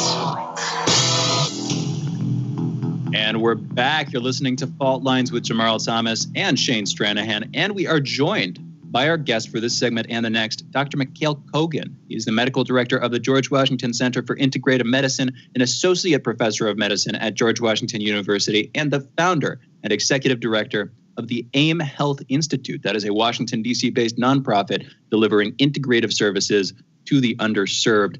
Dr. Kogan, thank you for joining us this morning. How are you doing? Pretty good, although we got some flooding in the basement, after all this rain. So it could be better morning, but still, we, of course, have good news, I hope, with the vaccine for COVID. So that, I think, balances out my waking up early to clean the basement. I'm glad you were able to join us, and I'm sorry to hear about the basement. I'm not in D.C. right now, so I'm not as familiar with the flooding. I'm out in South Dakota. And I've got snow fell. It was like 70-something degrees this weekend. Then it rained on Monday. And on Tuesday, 2 days ago, there was like 6 inches of snow. So it's just this rapid change in temperature. I'm guessing, it's been drastic. My brother and I tried to go on a bike ride yesterday. Yeah, no, we immediately fell. We went on a bike ride and almost cracked our heads. I'm guessing you've got one of those like English style basement things where there's a stairway down to it. That's probably why you got the flooding, is my guess. Is that right? We don't know. I hope it's not a retaining wall that's cracked, because it's coming from the wall. So anyway. Oh man. That's ugly. Let's talk about more important things. I'll worry about that later. Right now. I'll try to help you get your mind off of it. All right, let's start on a slightly cheerier note. The last time we had you on, I believe we were talking about Initiative 81, the entheogenic plants and fungus measure. You were saying, as a medical practitioner, you would consider using these substances where merited. This thing passed by an overwhelming margin. If I'm remembering correctly, it was like 76% or something like that in favor of this. As exactly decriminalizes entheogenic plants and magic mushrooms. I'll just use the phrase magic mushroom, psilocybin, to be slightly more taxonomical here. Dr. Kogan, what are your thoughts on this now that this has passed? Well, I mean, I think it's a great first step. It doesn't mean that, by the way, you're funny you mentioned, you're in South Carolina, right? So that's what you said? So I just had an email. South Dakota. Oh, South Dakota, sorry. I had an email from a person from South Carolina saying, look, this passed, I'm coming down, please start treating me. So, people sometimes don't necessarily read carefully what it means. So what it means is that, it's just that police will have least priority to try to go after people for use at home or in some safe settings. It doesn't mean that physicians can start recommending it. It doesn't mean that we have a pathway to legally obtaining this product because they're still Schedule I controlled substances. So physicians can't even practically prescribe it outside of a clinical trial of some sort. So I think we're kind of ways away from actually passing the medical use. Hopefully, in the next election, it will get closer to it. I mean, we'll have to, I guess, see as to what degree there's going to be enough political interest and enough readiness of the city. But, we are one of the early adopters, so we're probably going to be ahead of the pack from the rest of the states, and we'll keep moving. But for people who want to learn more, I think we talked about it last time. I said that check out Johns Hopkins has a research center on the entire topic. And there are other, there's other medications and substances that can be used to some degree. So the ketamine intravenously or injectable form can be used somewhat similar, although, of course, it's not a botanical. Ketamine is a very old, relatively safe anesthetic, and it's been actually approved by FDA for severe depression to be used as a nasal spray. So it's been approved based on all the preliminary data, and then the company that made this spray actually did a trial showing benefit in depression. So it's actually already here. But interestingly enough, the effect of the substances have some similarities. It induces altered state of consciousness. I mean, that's all I can say. So if you want to say that the effect is magical, in some way you can say that because we don't fully have a scientific understanding of what happens in that state. I mean, it's some kind of a decoupling of the thought process from your usual daily operations into an altered state of consciousness where a healing of some sort occurs, and that's the magic of it. And there's also, this is an area for fertile research. The Johns Hopkins Center you're talking about, that's the Center for Psychedelic and Consciousness Research. I'm just going to point out, just an interesting title for a research center at a university, at a major university like major medical university, specifically like Johns Hopkins, headed there by Roland Griffiths. Ketamine, I know what you're talking about there. People have never done this, don't really know people who've done it, but people will go in, and it's legal to do this. You go in and you get treatments. I think it's something like 4 to 6 treatments where it's either intravenously or using the nasal spray. People are doing this, and like you've said, apparently helps with the depression, anxiety disorders, useful for that stuff. I'm also curious, Dr. Kogan, have you been following what's been going on in Oregon, specifically with Measure 109? You were talking about doing this in a medical setting, in a sort of therapeutic setting. I believe in Oregon with Measure 109, they've set it up so that with psilocybin specifically, there's now going to be a process in place that they're sort of ironing out the kinks with in terms of getting people into facilities to undergo these experiences for therapeutic reasons. Are you following that, Dr. Kogan? Oh, yeah. So not only that, a couple of weeks ago, I have met with a senator who was behind this, Elizabeth, I'm blanking on her last name right now. So we were interviewed by another news media outlet together. There's a podcast. I can probably email you guys link if you want to have it on your website. And this is before the election. So I saw that it passed. It's actually passed overwhelmingly also, not as overwhelmingly as Initiative 81. And now they'll have to set up the process of legally obtaining. So that's going to follow closely how the process of obtaining medical cannabis is occurring. So they're going to be set up of some sort of authorization to get a card. And then with that card, you go to a dispensary where you can purchase it. It's probably going to be all out of pocket. I'm not sure what the costs are going to be.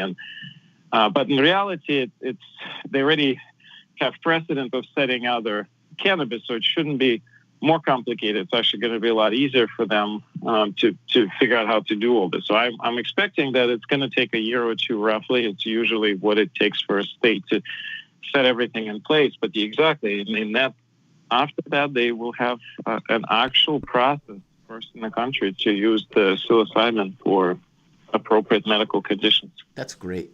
That is extremely great. The idea that we're putting people in cages for using a plant or a mushroom in this case, is appalling. Honestly, it just really is. So I was happy that this measure went through, and I was shocked and happy that Oregon was able to basically legalize all of it to varying quantities. So no, I thought both propositions was on point. I remember watching a shaman in, I think it was Peru, and it was an ayahuasca ceremony. And some of the people were going there, they had issues with depression. They had post-traumatic stress, either from some kind of like war situation or whatever. You had anthropologists who would go wanting the experience and wanting to understand the experience. Because from the scientific standpoint, they consider it just a drug. Whereas many of the shamans consider it a being, meaning it's not just you're taking a drug, the altered state of consciousness is putting you into a state where you can interact with other things. We don't entirely know how consciousness interacts with this world and this reality.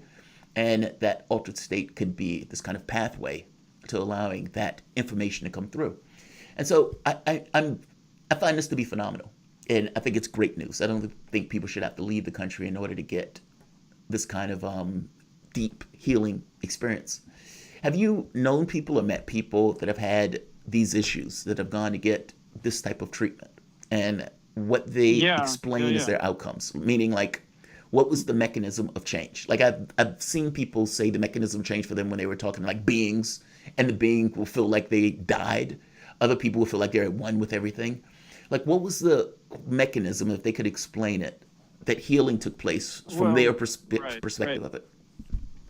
And, it's not just, you mentioned only psychological states, but I'm even on advisory board for a company, PlanMed, that literally tried to take patients with severe autoimmune conditions like ulcerative colitis, Crohn's disease, to South America, and then they would come back healed. So I have seen reported cases which were peer-reviewed, meaning there was a biopsy showing diagnosis.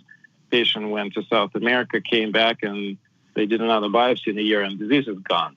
I mean, we're not talking remission, we're talking cure. So there are not a lot of cases, but, the only way to explain what's happening is that our psyche has a lot more powerful impact on the body. And what happens is when you go in this powerfully altered state, in there, some kind of redistribution of neurological input occurs that dramatically controls inflammatory state or other state of disease or disbalance and brings it back to the balance. I mean, I really cannot even try to fathom to give you an answer as to what actually specifically happens there. I think this is all needs to be studied. I mean, we have some sense of what happens neurologically with these substances. I mean, some of it has been studied, but I'm not an expert to tell you exactly what happens there. But how is that then connects to the rest of the effect? That's the next step in research. Well, I think we make certain assumptions. I think we assume that we are a physical body that have a conceptual space. And we need to accept that that could just be an assumption. In the same way you have a dream state, in that dream state you have, you're looking at it from a third person perspective, despite the point that all of it is supposed to be you. I would make the point that there is a lot of gray area in regards to our understanding of us, human beings, and just this thing of consciousness, this thing of experience in and of itself. I do think these things like psilocybin, or these things that interact with consciousness, try to give us this kind of, I don't know, the anomaly. Sometimes the anomalies are the things that give us more insight in regards to the way our reality works. And so I think this stuff is phenomenal. I think stuff is phenomenal. Let's do this. Let's take a break. A quick one, because we only have about a minute, and any question that I ask is basically going to get undermine. So let's take a break. You guys are listening to Fault Lines with Thomas Stranahan. The voice that's on the other end of this is Dr. Mikhail Kogan, Medical Director at the George Washington Center for Integrative Medicine, Associate Professor of Medicine at George Washington University, and founder and executive of the AIM Health Institute, a Washington, D.C.-based nonprofit delivering integrative services to the undeserved. Fault Lines with Thomas and Stranahan. We will be back in a moment.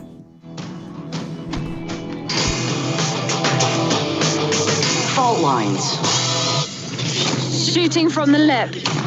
We're taking no prisoners here. Real opinions for real people. Where we bring you people with controversial views, and instead of trying to catch them out, we actually let them expand on their views. What's going on in British politics, European politics, and indeed in world politics as well. And wherever you are, whether you're a UKIP supporter, a Tory or Labour, everything is in turmoil. John Gaunt. Shooting from the lip.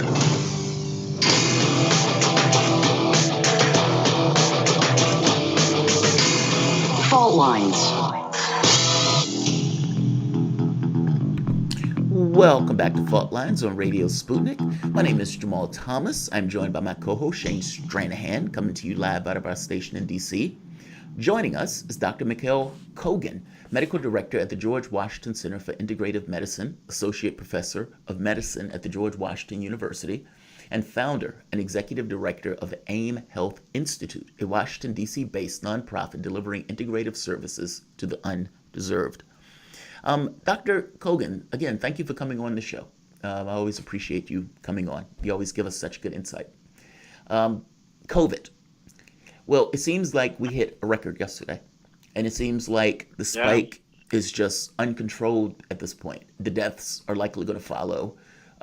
Within a few days. If I'm not mistaken, we had over 1,000 deaths yesterday. Mm-hmm. And the president and honestly Congress seem to have their eye off the ball. It seems like COVID it's weird. It's there. It's still there. Everybody still talks about it. Everybody still announces it, but it doesn't seem like anything is being done about it in any real sense of the word, especially from the federal government standpoint. So can you explain what has been going on recently with COVID? I know they have the vaccine, but from the standpoint of the people dying, they're still dying. Mm-hmm. Yeah, well, I mean, we have a massive surge. I don't think that there's any surprise. There's been smart people, smart scientists have been saying we will have the winter surge, whether you want to call it a wave, 2 or 3, and it doesn't even matter anymore.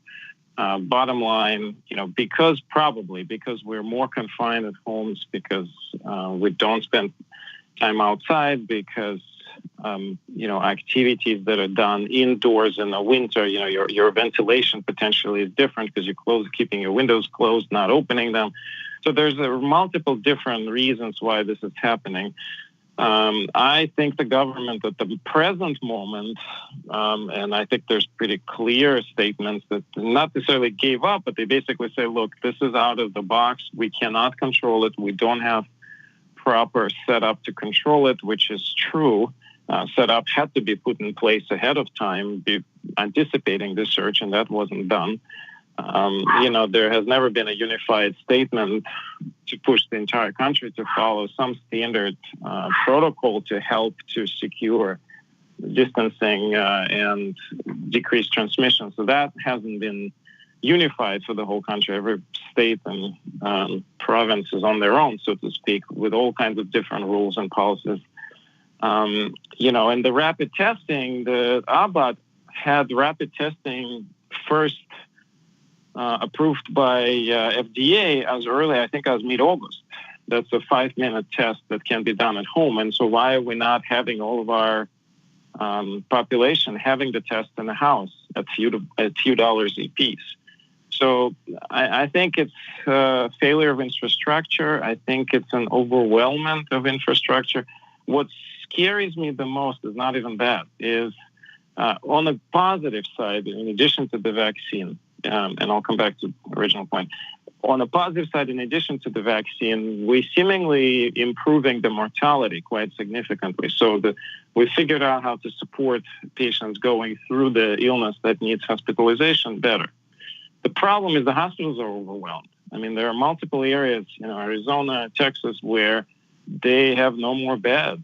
They have to start piling people in some temporary arrangements. Of course, the quality of care then declines because you can't also have enough staff. And that's what's concerning. What's concerning is what we were concerning. Remember earlier in the spring that the healthcare system will get overwhelmed, run down. And then you're going to have all kinds of fallouts because it means patients taking a bed in a hospital, if you have an emergency medical problem, a heart attack or appendicitis, what have you, that bed is taken. What do you do with that patient? So we're going to see concerns left and right because the system is not going to be able to effectively provide the care for not just COVID, but for everything. And that's concerning to me the most at the moment. Now, the true vaccine is a great hope.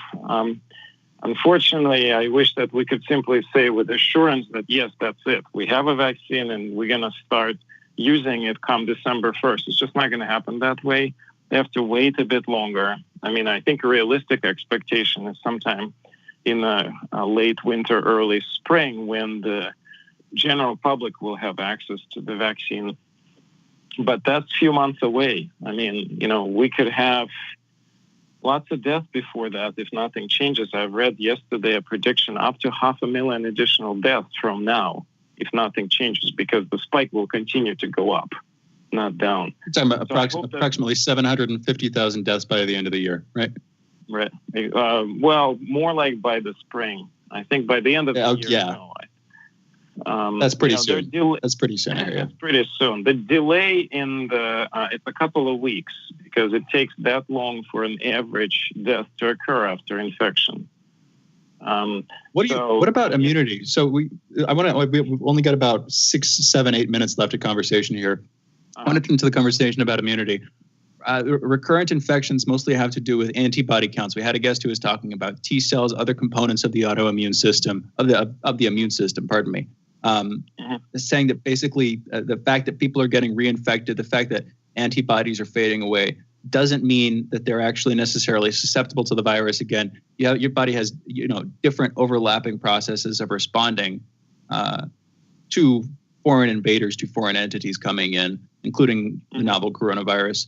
How should we view antibody decline as it relates to the wider immune system? And is it true that your body has the T cells, for instance, that other components of your immune system are going to be better indicators of whether or not you're immune? In other words, could you have, from the sort of herd immunity or from the population epidemiological perspective, a mass of people who are immune to the virus without showing an antibody response to it at the time that they're tested? Dr. Kogan. Right. So I'm not sure that all these questions have good answers. They're really good questions. I think the hope is that the herd immunity, quote unquote, I don't think we can reach it at this point, meaning I think the transmission vectors appear to be so steady that there is no hint right now from epidemiologic perspective that we're going to reach the herd immunity. But your point is still critically important because, if you think that somebody can get the disease twice within, say, 6 months, and both times have it severe enough, well, then we have a total disastrous situation. So it looks like because of what you just explained, what your other guest explained probably in greater detail, that is less likely. So there have been several cases of people reinfecting second time, and it appears that the second reinfection, a confirmed reinfection, so meaning that they found the virus in the person, seems to be milder or asymptomatic completely. So that's some hint for good news. But again, I don't think we've been long enough with this disease to know what will happen. For now, all the indicators are showing that, the numbers keep going up. If you'd expect some kind of plateauing and growing of herd immunity, you would have somewhere around now should have started expecting that we would have started seeing that, or we could have, at the very minimum, be able to say test an antibody and then try to do research to get a better sense of this phenomenon. I don't think we have that information, and part of it is it's not so easy to do. For all kinds of factors. And unfortunately, some of these tests are also just simply not quite there yet. The antibody test that you can currently get honestly, I've had it done hundreds of times, and I've seen it positive only once. And it obviously can't be true, simply statistically speaking. I'm checking the patients who definitely had the problem in the past. They may not have confirmed case with the test, but they had all the classic symptoms, and then 4 weeks later, we'll do the antibody, and it's not there. So either the test is wrong, or there's something occurring that prevents this antibody from forming to be tested, or maybe a patient had some other disease. I mean, I don't know. It's possible that there is some over-representation of some statistics. I'm not going to deny that. But I think we do have to, in cases like this, I think we have to assume the worst and play out of the worst scenario so that we can plan more aggressively. And I think that will save more lives than, well, definitely compared to what's going on today. Yeah, totally agree. Not having any coordinated effort. But, it sounds hopeful that the new advisory board for President-elect is consistent of very highly selected individuals. Rick Bright is there, the former BARDA, lead of BARDA. So I think there's going to be hopefully more strategic thought process, especially, it would be especially critical which is what I predicted. The disease is not going to disappear even after vaccine, unfortunately. So we're going to have to learn with it and cope with it. So I'll tell you what I'm really upset about. What I'm really upset about, why is there's no simple national initiative on, say, giving everybody free vitamin D or giving everybody free tests that are cheap. Because let me give you a very simple example. I have my 11-year-old sneezing downstairs and coughing, and it's probably regular sneeze and cough. He's afebrile, he's running around, he's completely fine. But do I know for sure? Do I go and test him? Now symptoms are gone 24 hours later. So, you start wondering questions like this. We should have a system in place that lets us get answers very quickly, very efficiently at a low cost. And I'm not seeing any current effort, systematic long-term effort to try to get us there. It's sort of like, oh, we'll let the industry to do all this. Well, not happened yet so far. It's a neoliberal country. I mean, from their standpoint, markets matter more than human beings. It's like, if those people can't afford that vitamin D, then those people don't need to live. It's that type of nonsense. I feel you on the whole national initiative thing, though. It's an irrational world. You're more cynical than I am. Yeah, I probably am. Yeah, I think I am. But I don't think that cynicism is wrong. I mean, look at the stimulus. I hear you. Yeah, look at they gave $1,200, and they said, all right, yeah, everybody should be good. I mean, this is, I don't necessarily think it comes out of nowhere. I am curious though, what happens after COVID from the standpoint of the medical industry? I mean, we have about 2 minutes. Well, that's $1 million. That's $1 million question. Because you had because real quick, it's gonna be different. Well, real quick, you had a situation where the hospitals were fighting to keep inventory because they couldn't get it. You had situations where states were using their policemen to try to guard inventory from the federal government. I mean, you basically had, in something that should have been an integrative community, fighting over resources. So it's like, what comes next after all of this? Well, I mean, I think that those things are going to get solved. I think with a better administration in terms of the planning and in terms of just having the setup in place. And it's not necessarily better administration, just more time. We need more time to get this all done. I think some of those things are going to get solved. That's not actually what worries me or what makes me think that we're never going to have the same healthcare system. No, the reason is going to be simpler. Think of it this way. We've stuck into delivering healthcare mode in an old methodology. You go to a doctor. It's pretty clear. I mean, if you have a half of the country getting sick, you don't have enough doctors. You have to have a completely different, much more automated, much more technology savvy, much simplified access to all kinds of things like the rapid testing. You don't need one. You can get tested positive. Then the doctor gets contacted. I mean, again, I'm not saying this must happen. I'm saying that if you carefully think through all this, you could organize it and create novel models of delivery of healthcare that never existed before. And we sort of pushed into it. Look at what happens with telemedicine. I mean, patients... That'd be incredible. Dr. Kogan, we're out of time, but know that I like where you're going with that. We've had you on a couple of times to talk about pervasive problems in the healthcare industry overall, and I like where you're going with that. Telemedicine could be one component of a new medical industry as such, something more exciting on the other side. In any event, we're out of time. Thank you for joining us. Dr. Mikhail Kogan is the medical director at the George Washington Center for Integrative Medicine, associate professor of medicine at George Washington University, and the founder and executive director of the AIM Health Institute. That's a Washington, D.C.-based nonprofit delivering integrative services to the underserved. And you are listening to Fault Lines with Jamarl Thomas and Shane Stranahan. We'll be back in 1 minute with Headline.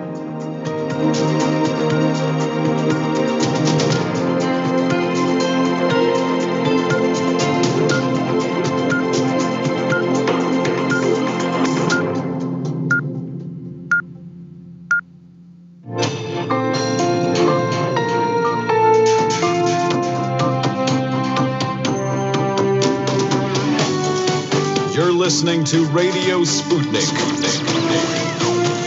Telling the untold.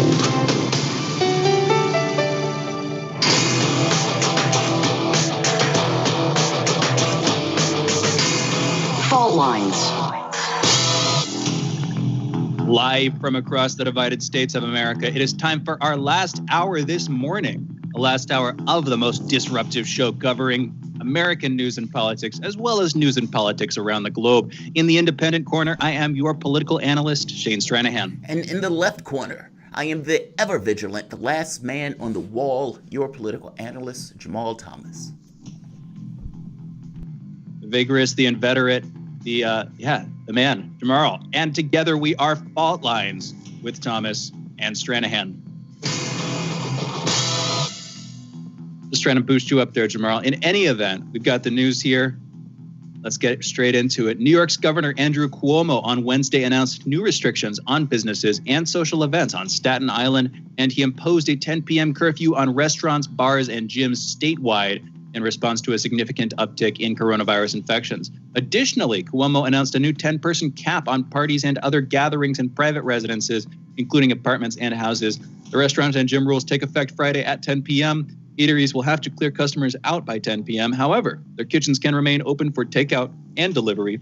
Cuomo told reporters yesterday that, quote, if these measures aren't sufficient to reduce the spread, we'll turn the valve more, and part of that would be reducing the number of people indoor dining. If that doesn't work, if these numbers keep going crazy, you will go back to a close down, end quote. He's speaking there of indoor dining and gyms. Jamarl, I'll be honest, as a somewhat more introverted person, parties with over 10 people are never been my thing exactly. I do prefer the more in-person, the more, a little bit, not intimate. I don't want to, there's some intimations of that word that I don't want to intimate, but, the more close-up gatherings, you just got a couple of people talking, getting into deep conversations. That's always been my thing. What do you think? What's your take on this new lockdown? Yeah, I'm not a big fan of too large gatherings. I guess I'm kind of like you on that front. I like it, more intimate gatherings. I would say, look, to me, I think I've said it before. It's one of those things of necessity, not out of want. There are going to be all sorts of things in the course of a life. Let's say you're lucky you live 90 years. There are going to be periods in your life that you are going to hate, that are going to be horrible, that you're not going to be able to do the things that you want. There's going to be some level of constriction or whatever else. To me, this is just one of those periods. I don't have to like it. It's one of those things you just have to bear. I don't like all of the potential outcomes, so don't misunderstand me. And I do accept that there are negative consequences of it. But I don't think Cuomo is doing this because he wants to. I just don't think he is. And I think the large majority of the public seems to be on board for this. Even though there's a large contingent at this point that is sick of it. Look, it is what it is. And, like you said, I'm more into the intimate gatherings myself, even though I know there are a lot of people out there who prefer the huge club scenes, and they're probably chafing under this. So. Yeah, and New York, I just want to point out, New York, the state clearly hit hardest there was the world's epicenter, not just the United States epicenter, but the world's epicenter for coronavirus deaths, cases, all of that. And so it makes sense that New York would be reimposing this. And exactly, that's the thing. You go to, specifically, of course, when you're talking about New York City, very densely packed. And that's why that was the hub. I remember people being buried in mass graves, just shockingly at the time. a sad state of affairs in any event. You know what's funny? Going into the next my mom visited us. Yeah. Real quick, my mom, I used to live in New York. I used to live in Poughkeepsie, New York. And my mom came up to visit once. We met in the city. And she had never been into the city. She had never did subways before. And she's walking in the streets and she's like, people keep bumping into me. And I was like, there's so many people out there that you just get accustomed to bumping into people and you just keep going. And for her, it was like, this is so rude. This is so horrible. But I was trying to make the point to her that the city is so packed. It's so densely packed that you are always in a crowd trying to move, from point A to point B. It's just kind of part of the city. But for a COVID-19 case or something that's like a pandemic that's highly infectious, that is like a perfect storm. So, yeah. It is. Yeah. No, I could see it being brutal there. I mean, another side, this actually isn't that. I mean, there's a debate about whether or not you should be implementing these lockdowns or whether you should be doing it Sweden style where you give people recommendations. It's a debate I'm willing to have. It's an interesting conversation for sure. But there's also this case to be made that it's not actually that much. What he's basically saying here is that eateries will have to clear out customers by 10 p.m. In other words, on starting tomorrow, starting Friday, or the weekend, what they've got to do is basically shut down New York City's nightlife, which admittedly is like half of what brings people to New York City other than the money, other than the finances, and, culture, maybe a little bit less than half.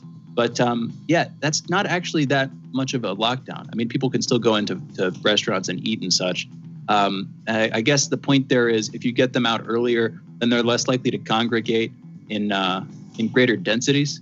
But I don't know. Anyway, moving on. Emirates Group, that's the owner of the Middle East's biggest carrier, reported Thursday that it had lost $3.8 billion in the first half of the year. That's its first net loss in over 3 decades. That's after the pandemic wiped out air travel in 2020. The state-owned company said revenue for its Dubai-based airline Emirates had dropped 75% to $3.2 billion from the same period a year ago, even with this year's 52% reduction in operating costs and its rise in cargo traffic. Chairman Sheikh Ahmed bin Zayed Al Maktoum said, quote, "We began our current financial year amid a global lockdown when air passenger traffic was at a literal standstill. No one can predict the future, but we expect a steep recovery in travel demand once a COVID-19 vaccine is available, and we are readying ourselves to serve that rebound," end quote. I'm guessing he's speaking primarily to investors there. Keep your stake in our company. We're going to be coming back strong, baby. That's the hope at least that he's playing out there. Of course, questions about how quickly vaccines will be rolled out, what their effects will be, what their efficacies will be, all that stuff. But time will tell. I certainly can't. In our next headline, Africa's top public health official says the continent has seen an average 8% rise in new coronavirus cases over the past month. John Nkengasong says, quote, "We expected it to happen," end quote, and warns that when the virus comes back for a second wave, quote, "it seems to come back with a lot of full force," end quote. The African continent is approaching 2 million confirmed cases with just over 1.9 million now, including more than 45,000 deaths. Testing across Africa remains a challenge with 19 million tests conducted so far. Countries with the highest increase of cases in the past week include Congo at 37%, Kenya at 34%, and Nigeria at 17%. I'll be honest, these are low numbers compared to, especially if you compare them to Europe, to the United States, and there are a bunch of reasons to ask why, what exactly has been going on there. Over the past 9 or so months, as we've been 8 months really, as we've been watching this thing spread, Africa has remained relatively unaffected, relatively unafflicted compared to Europe, parts of Asia, and the United States, and Brazil. You can just extend it to pretty much every other major continent in the world. Africa's doing a bit better. Could be chalked up to less testing capacity, could be chalked up to other factors. I just want to notice specifically, if you look at Nigeria, Lagos, the city, capital there, massive city, and yet Nigeria's cases across the country only up 17% in the past week. Again, compared to in some cases, triple-digit increases over a similar period from what I've seen in Europe. Anyway, President Cyril Ramaphosa of South Africa announced Wednesday that the country will open its borders to all international travelers despite an increasing number of coronavirus cases in some parts of that country. And India, moving a bit further to the east, India's finance minister on Thursday announced a $35.14 billion package to stimulate the economy by boosting jobs, consumer demand, manufacturing, agriculture, and exports hit by the coronavirus pandemic. Nirmala Sitharaman said the package includes 9 billion rupees, that's $121 million, for development of a COVID-19 vaccine by the government's biotechnology department. The announcement came a day after Prime Minister Narendra Modi's cabinet approved nearly 2 trillion rupees, that's $27 billion, in incentives over 5 years to manufacturers in 10 sectors, including automobiles and auto parts, pharmaceuticals, textiles, and food products. The objective of the incentives is to attract investment and enable India to become part of the global supply chain, Sitharaman said. Aren't they already? Aren't they already part of the global supply chain? I feel like maybe I'm not an economics major. Maybe I need to brush up on some of this stuff, but I feel like they're already a pretty core exporter, certainly, and importer too, but definitely an exporter of a lot of different goods there. Anyway, they Jamarl, what were you going to say? Comparing themselves with China. Like, China is a massive exporter. I mean, to be honest, China could supply all of the world's needs by itself. If we got to this world where we were like, all right, you know what, we don't need all of these countries producing it. Let's, I don't see that. But if it was a situation, yeah, China could, the rawest materials, the number of people and everything else. But I suppose India is looking at this situation, thinking to themselves, we have cheap labor also. We have a huge number of people also. We have like 1 billion people also. Why can't we do what China's doing? That may be the way they're thinking. Yeah, a much more fragmented political system. This is stuff I kind of want to get back into researching this stuff and looking into it, but much more fragmented political system, a lot more like Europe in terms of the diversity of cultures and local political strengths of different regions. And that's partly geographical, but it's also, historical. It has to do with how the country developed. You compare that to China, a sort of intermittent but almost continuous rule by various central authorities over literally thousands of years. Where China, as far as I can tell, had the earliest states 4,000 plus years ago and has continued in much of the same vein with some fluctuations to this day. But again, the earliest states around the world. So there's the deep histories in terms of the potencies of the relative governments there. And yeah, looking at India, I'd love to go there. I'd actually probably prefer to travel through India, spend time in India learning about the place over China. Not that matters exactly, but just from my personal perspective, not saying I don't have a vested stake here, but politically, they're fragmented, and China definitely has much more central efficacy. Having said that, China, over the course of the 70s, the 80s, as we've had, I believe, Denny Haifong on to speak about in the past, did experiment with local regional autonomy in terms of letting the different regions try different economic policies out. So I'm not trying to say that there's like an iron grip from above that's controlling or constraining everything in a sort of social, in the classic Western view of what a socialist state would look like. There's definitely more regional variation than that. Anyway, going a little bit too far afield here, maybe. In Australia, on Thursday, officials announced a new investigative agency to build criminal cases against Australian special forces suspected of committing war crimes in Afghanistan. The Office of the Special Investigator is to be formed after a 4-year investigation into allegations and rumors surrounding the behavior of some soldiers in Special Air Service and commando regiments in Afghanistan from 2005 to 2016. Benjamin Robert Smith, Australia's most highly decorated member of the armed services, has been accused by former colleagues of unlawful treatment of prisoners, including illegally killing prisoners. The former corporal, who was awarded the Victoria Cross and the Medal for Gallantry for his service in Afghanistan, has denied any misconduct. Defense Force Chief General Angus Campbell will make public a redacted report on the 4-year investigation next week. In Afghanistan, an Afghan journalist working for the U.S.-funded Radio Free Europe, Radio Free Liberty Network, or Radio Liberty Network, was killed in a blast in southern Afghanistan on Thursday. Alias Dei, who was 33 years old, was traveling in Lashkar Gah, the provincial capital of Helmand province, when a sticky bomb that was attached to his car went off. Radio Liberty's chief editor, Ratab Nouri, told the AFP news agency that the journalist had been on his way to the local press club. 3 others, including Dai's brother and a child, were wounded in the explosion. There was no immediate claim of responsibility for the bombing. Sadiq Siddiqui, a spokesman for President Ashraf Ghani, said on Twitter that, quote, without a doubt, the assassination of Alias Dai is the work of the enemies of freedom of expression and media, end quote. Dai's death comes just days after former television presenter Yama Siawash was killed in a similar bomb attack in the Afghan capital, Kabul. In Singapore, 21 men and women from the unregistered local chapter of a secretive South Korean church were arrested for allegedly being members of an unlawful society. Specifically, that unlawful society is the Shincheonji Church of Jesus, Temple of the Tabernacle of the Testimony, that's known as the SCJ. The 9 men aged between 22 and 31 years old and 12 women aged between 21 and 49 years old were arrested by police officers from the Criminal Investigation Department on Monday. Preliminary investigations revealed that they had allegedly re-engaged in activities connected to the aforementioned church, the unregistered local chapter of the SCJ, which has been called a cult in several countries. And again, I'm just going to bring this up.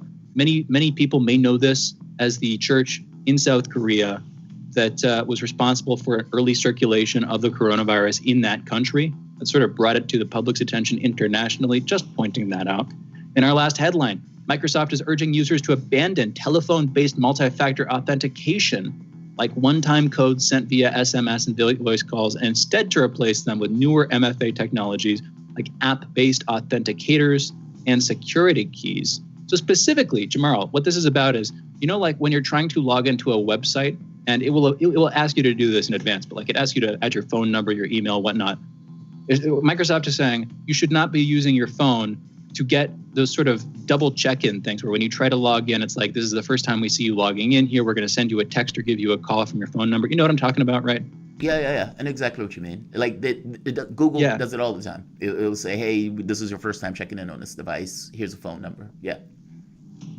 Yeah, and here's the thing. As a former web developer, this was like standard practice. A couple of years back, this is like what they recommended that you do if you were trying to set up secure logins. You don't want to just have the username and the password in your login form. You also want to have like a second option, which is somebody's phone or some other source, because, it's just another means to check that you're actually who you say you are. If you're logging in and maybe a hacker knows your password, but they probably don't have access to your phone. Anyway, now Microsoft's saying that that's actually not safe, that there are easily available open source and phishing tools like I'm not even going to give the names out, but there are tools basically that hackers can use to access your phone and either listen into the phone call that you get from these services or read your text messages.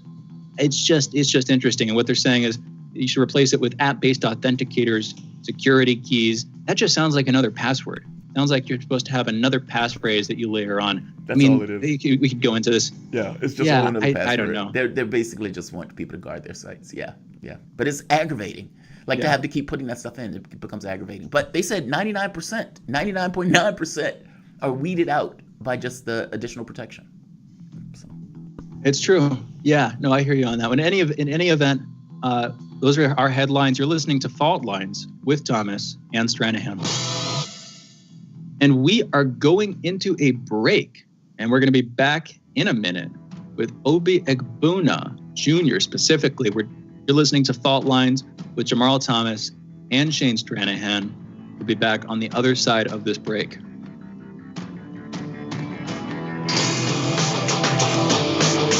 Fault Lines. 24 hours a day, 7 days a week. We give you the most essential information out there. Radio Sputnik, telling the untold. By Any Means Necessary is your guide to the movement and efforts shaping the world around us, from mass incarceration. No longer am I interested in or concerned with prison reform. I am interested only in the eradication of prisons. To the battle between police and water protectors. It was a pretty punishing disregard for the sanctity of human life, that unleashing water cannons on peaceful, prayerful water protectors. From efforts to protect the environment. The climate movement is ready to, with plenty of opposition research and force and strength, along with, the right of both science and morality, to fight them on this. To the movement for Black Lives. When I first saw the Michael Brown video, when I saw that it clearly contradicted the narrative put forth by the Ferguson Police Department and by police supporters in general, 3 words came to mind: color me shocked. Stay tuned to By Any Means Necessary, 5 days a week here on Radio Sputnik.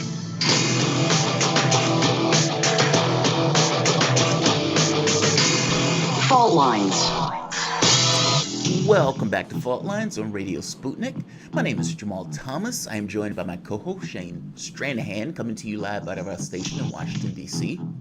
Joining us for this segment is External Relations Officer of the Zimbabwe-Cuba Friendship Association and the United States correspondent for the Herald, Zimbabwe's national newspaper. He is the first U.S. correspondent in the history of 40 years as an independent nation. Obi Egbuna, welcome to the show. Thank you. Good morning. Thank you. Absolutely. So I am very interested in the Zimbabwe-Cuba friendship. Can you give us a little bit more information about that? That's fascinating to me. Oh, not a problem at all. In 1986, Comandante Fidel Castro made a historic visit to Zimbabwe, and an agreement was made that 3,000 teachers from Zimbabwe should come to Cuba for academic training in a place called the Island of Youth. And between 1986 and 1996, those 3,000 teachers went there for the training. And that is the reason why today Zimbabwe boasts a 97% literacy rate. But going back even before that, anybody who knows the history of Cuba knows that the Jose Marti Award is the highest honor that Cuba bestows on people all over the world. And the most high-profile recipient of that award was Madiba Nelson Mandela, who got that award after he was released from prison in 1990. But the first African to receive that award was the former president, the Pan-African freedom fighter of Burkina Faso, His Excellency Thomas Sankara. He got it in 1984. But then the following year, in 1985, the first prime minister of Zimbabwe and the second president of Zimbabwe and the longest reigning president of Zimbabwe, the Pan-African icon, Robert Gabriel Mugabe, received it. And that was a very significant breakthrough because it shattered the myth that Cuba was a part of the Soviet Union. Because if you know the history of the Soviet Union and liberation movements in Southern Africa, they had a handful that they considered authentic. Frelimo in Mozambique had Soviet support. MPLA in Angola had Soviet support. The African National Congress had Soviet support. The Party for the Independence of Guinea and Cape Verde had Soviet support. But the organizations that had a more nationalist and Pan-Africanist undertone did not receive Soviet support.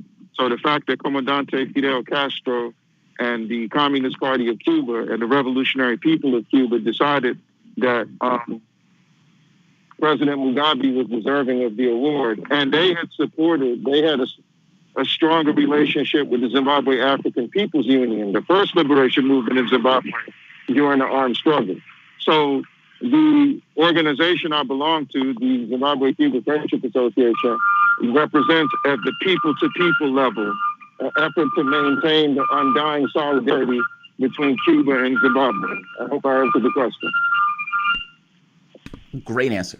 No, that's a perfect answer. I love that. I mean, because it gives the relationship between the two countries, and it kind of shows this kind of the bridge between the two, especially with Cuba's teachers. I mean, whether it's doctors, I mean, they've been sending doctors all over the world dealing with the COVID issue. And in the case of Zimbabwe, like you said, the teachers, that's phenomenal. That's an amazing history between the two countries. With the history between those two countries in that way, the Zimbabwe with Mugabe has always been an interesting character to me. He was a freedom fighter at one point. Could you explain Mugabe's origins and I guess you can say the controversy associated with his kind of last years in office? He was born in 1924 or February 21st. So for us, that's the day that we remember Brother Malcolm X, because he was assassinated by the New York Police Department, FBI, and CIA at Audubon Ballroom, February 21st, 1965. But February 21st, 1924, Robert Mugabe was born. His father was Malawian, and his mother was Zimbabwean. And he was an outstanding student. He cut his teeth and struggled at Fort Hare University, and he was there at the same time that Julius Nyerere, the first president of Tanzania, was there. He was there around the same time that Madiba Nelson Mandela was there, and also the founder of the Pan-Africanist Congress of Azania, Mangalizo Robert Sobukwe, who the apartheid regime considered the most dangerous freedom fighter in what is called South Africa. So he had the opportunity to be in that space. That's where his first intense political orientation and exposure to struggle began. And during that time, it was prerequisite for them to study Gandhi. The same way that the Southern Christian Leadership Conference drowned themselves in Gandhi's lessons. The same way that the Congress of Racial Equality drowned themselves in Gandhi's theory. And or the theory associated with Gandhi. And so he ended up in Ghana during the time of Nkrumah the early days of the Convention People's Party coming to power in Ghana. And he was a teacher in a place called St. Mary's College in Takoradi, which is about 8 hours away from Accra, the capital. And having a chance to experience that independence and the words of Nkrumah echoing in his head that the independence of Ghana is meaningless unless it's linked to the independence of the entire African continent, he recognized that he should go back to Zimbabwe, then Southern Rhodesia, and join the liberation struggle. So he was originally in the NDP, then he joined the first liberation movement, the Zimbabwe African People's Union. He was the press secretary to Joshua Nkomo, the national hero who was affectionately called Father Zimbabwe. And when they decided on a more militant course, they started the Zimbabwe African National Union. He went to prison in the very early years. And his son died from malaria. His son died with Sally Mugabe, who was a Ghanaian who came back to Zimbabwe with him from Ghana because she accepted the dictum of Nkrumah about Ghana's independence, but also accepted what Nkrumah said, the best way to measure the degree of a country's revolutionary awareness is by the political maturity of the women. Then the next step was, of course, he did 11 years in prison without a trial. And during his prison time, he was elected by the people in the liberation movement to lead the liberation movement. He directed the final phase of the liberation struggle. Most people came to know of him at the famous Lancaster House negotiations, where both liberation movements, ZANU and ZAPU, sat down with Margaret Thatcher and Jimmy Carter. And it was agreed upon that by 1990, the land that the colonizers occupied would be transferred back to the indigenous people.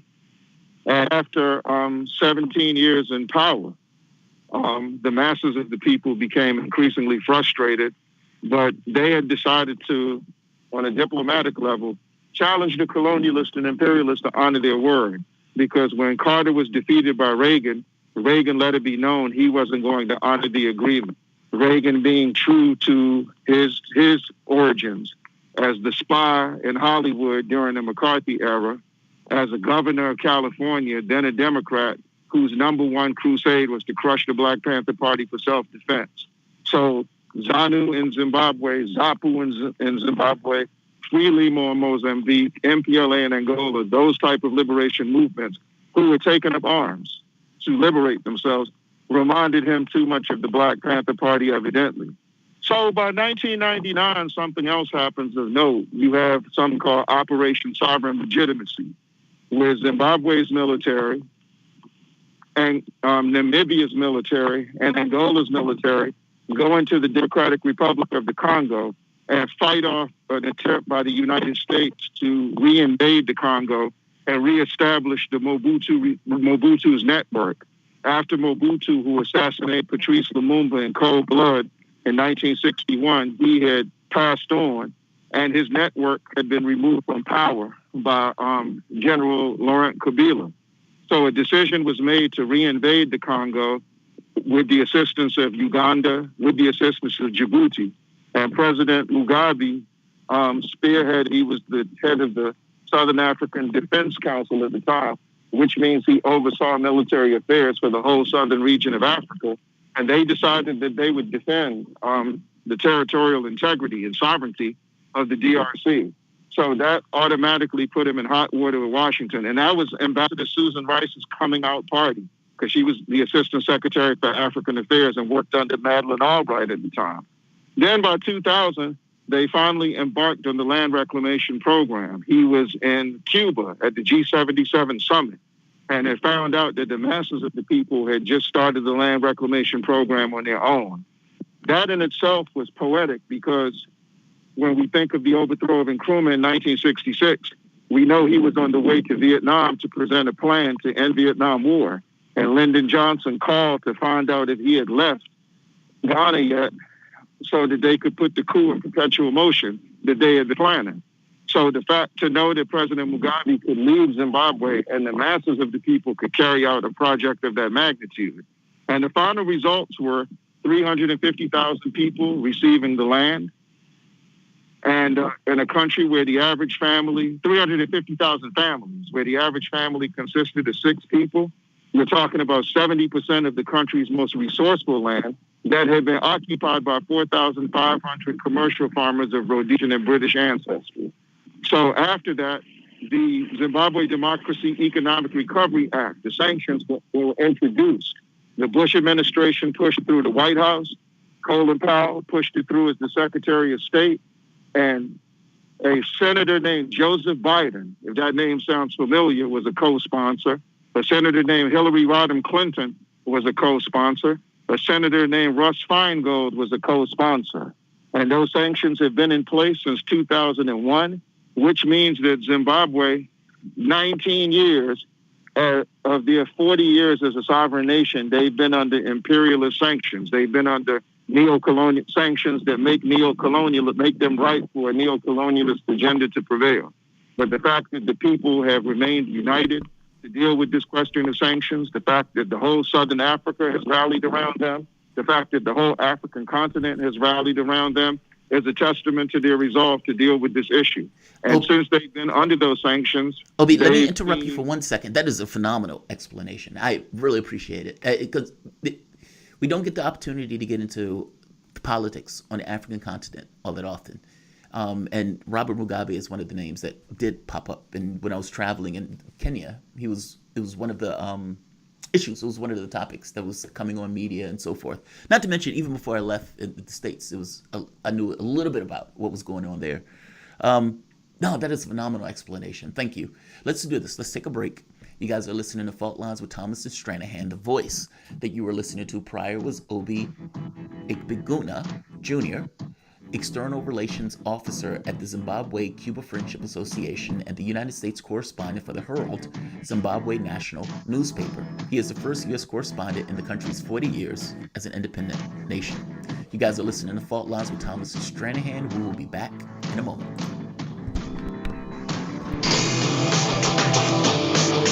Fault lines.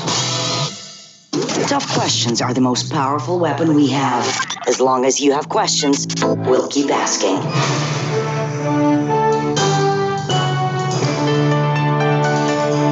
Radio Sputnik. Telling the untold.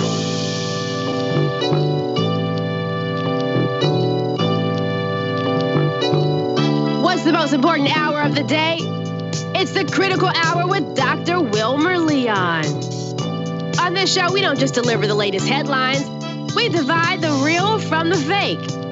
Tune in to hear from some of the most brilliant political minds of today. Get in-depth news and analysis that goes beyond the surface and digs straight into the details. Set your clock to the Critical Hour for a news perspective unlike any of those other guys. Tune in to the Critical Hour with Dr. Wilmer Leon, weekdays 6 to 7 p.m. Eastern, and catch us on Facebook Live. You're listening to Radio Sputnik.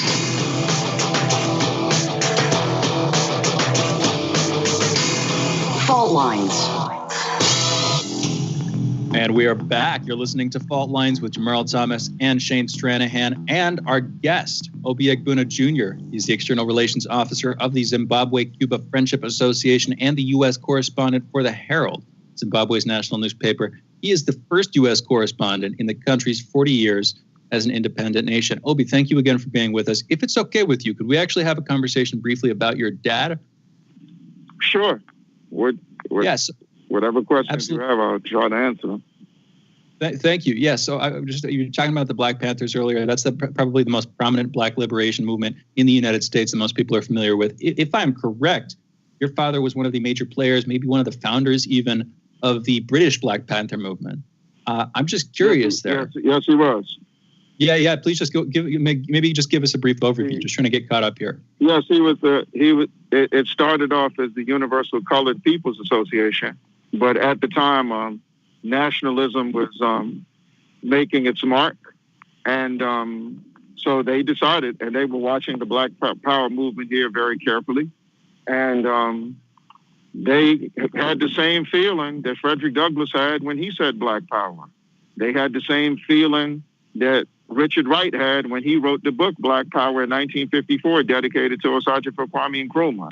They had the same feeling that Adam Clayton Powell Jr. had when he talked about us having audacious Black power as U.S.-born Africans. So they felt that Black Power was the antidote in Britain. And so they had the Black Panther Party and they had the Black Power movement. And I say that because we know that in the United States, when you look at the original Black Panther Party in Lowndes County, Alabama, the Lowndes County Freedom Organization, which we felt obligated to create because we couldn't join George Wallace's Democratic Party in Alabama. And the experiment had gone bad with the Mississippi Freedom Democratic Party in 1964. So the Student Nonviolent Coordinating Committee felt comfortable reintroducing the 60s generation to the concept of Black Power, which they did on June 16, 1966 in Greenwood, Mississippi, following up on the Meredith March Against Fear. So my father and a brother named Michael X did the same thing in Britain. And I felt it was important to say that because you saw Black Power be abandoned as a concept here by the second Black Panther Party, the Black Panther Party for Self-Defense. They felt more comfortable with power to the people, which was something that the white liberals that they work with and outfits like the Peace and Freedom Party felt more comfortable with. But it's very important moving forward that when we push nationalism and we push Pan-Africanism, we don't have to apologize to anybody. We should be willing to explain how we arrive at that conclusion. So explanations are the order of the day, but we don't have to justify the way we move to anyone external to our community or external to our culture or external to our experience. So that's the frame of mind they were in, and that's the frame of mind we're in today. And I just want to I want to get back to some of the history here. I believe it was 1967, 1968 that you're talking about with the founding of the British Black Panther Party, Lowndes County Freedom Organization, founded in 1965. This is all happening in the span of a couple of years, and this is, at least in the U.S., happening on the tails of the civil rights movement. Go for it, though, Obi. Yes, and you also have to include the introduction of Black consciousness by Steve Biko and the Black consciousness movement of Azania. It's the same concept. So you're having young people, after watching the anti-colonial movement take flight in Africa from 1957 to 1960, 35 countries gained their independence. So nationalism is becoming the foundation of their political expression. And when we talk about nationalism, we're not talking about Julius Caesar's interpretation of nationalism. We're not talking about Mussolini's interpretation of nationalism, Hitler's interpretation of nationalism, Otto von Bismarck's interpretation of nationalism. We're not talking about Franco's interpretation of nationalism. We're not talking about what Golda Meir and Menachem Begin and David Ben-Gurion and Yitzhak Rabin and Yitzhak Shamir and the Zionists in Israel deal with. We're talking about what all colonized people and people who have been physically displaced or have had their land illegally snatched from them. That is our foundation for arriving at a nationalist conclusion and a Pan-Africanist conclusion, just to be clear. So in that moment, that energy captured how they felt, and it's the way we feel right now. And just to be clear, the dichotomy that you're setting up there, that all of the names that you were mentioning, primarily European names and broadly imperialist, and you're trying to say it's sort of coming from the other end of the cudgel. It's coming from the other end of the weapon. Regions that have historically been the subjects of empires trying to reclaim local autonomy, basically. That's exactly what I'm saying, because during the Trump administration, you heard people talk about white nationalism all the time, or you heard them talk about nationalism, and some of our people were swaying away from saying that they were nationalists. And we're always looking to decolonization for us, reclaiming our culture, reclaiming our history, reclaiming our identity, re-identifying with our land of origin. That's an obligation of ours we don't have the luxury of abandoning, and nationalism is the way we approach that. And Pan-Africanism is nothing but the highest expression of that nationalism. So it's very important that we say that to people who confine their analysis, who confine their outlook, who confine their discussion, who confine their activity to the lovers' quarrel between Democrats and Republicans. What do you mean? You just threw something out there. You said Pan-Africanism, and I don't want to misquote you here, is the highest expression of nationalism. What do you mean by that? Pan meaning all. So Pan, the same way the fraternities and sororities in our community have a Pan-Hellenic Council, when the Deltas come together with the AKAs and the Sigmas and the Kappas and the Omegas, we say that every place where we had a movement for national liberation, we connect with each other. So the Convention People's Party in Ghana connected with the Democratic Party of Guinea. The Democratic Party of Guinea connected with the revolution in Mali led by Modibo Keïta. They connected with the Congolese national movement in the Congo led by Lumumba. They connected with the Party for the Independence of Guinea and Cape Verde and Guinea-Bissau. They connected with the Pan-Africanist Congress of Azania and the Black Consciousness Movement of Azania and the African National Congress. They connected with the Southwest African People's Organization. They connected with the Zimbabwe African National Union. They connected with the Zimbabwe African People's Union. They connected with the Front for the Liberation of Mozambique. So anywhere the genuine resistance is guided by nationalism, we make that connection because blood is thicker than water for us. You know, one of the things that you mentioned was the land reclamation project in Zimbabwe and how there was this kind of pushback against it from the various actors in the United States, be it Clinton, be it Joe Biden, or et cetera. And there's something interesting that was going on in South Africa. I mean, basically, there's a problem when the country is colonized. I mean, there's multiples. But one of those are the colonizers who are there, and their offspring that are there often benefit from the fact that they stole that land.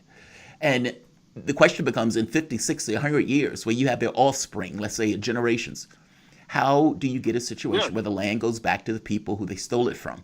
And so in South Africa, you would have like 90% of the land owned by like the whites, despite the fact that the land, despite the fact that you've had at this point, the ANC being in charge. And so it's like you become this kind of problem of history where history sticks to itself. And that as you go through successive generations, the money basically stays in the hands of the people that stole it, as opposed to going back to the people where it came from. So is that what you mean when you talked about the land reclamation project? It was this thing of trying to pull the land back from the people who basically stole it in the first place to give it back to the original population. And it's the same issue that they were having in South Africa now. Yeah, of course it is. But the only difference is the African National Congress is staying true to their origins. They patterned themselves after the NAACP. They were created in 1912, 3 years after. If you know the history of the ANC, you know that Albert Luthuli organized the bus boycott 1 year after he saw it work in Montgomery.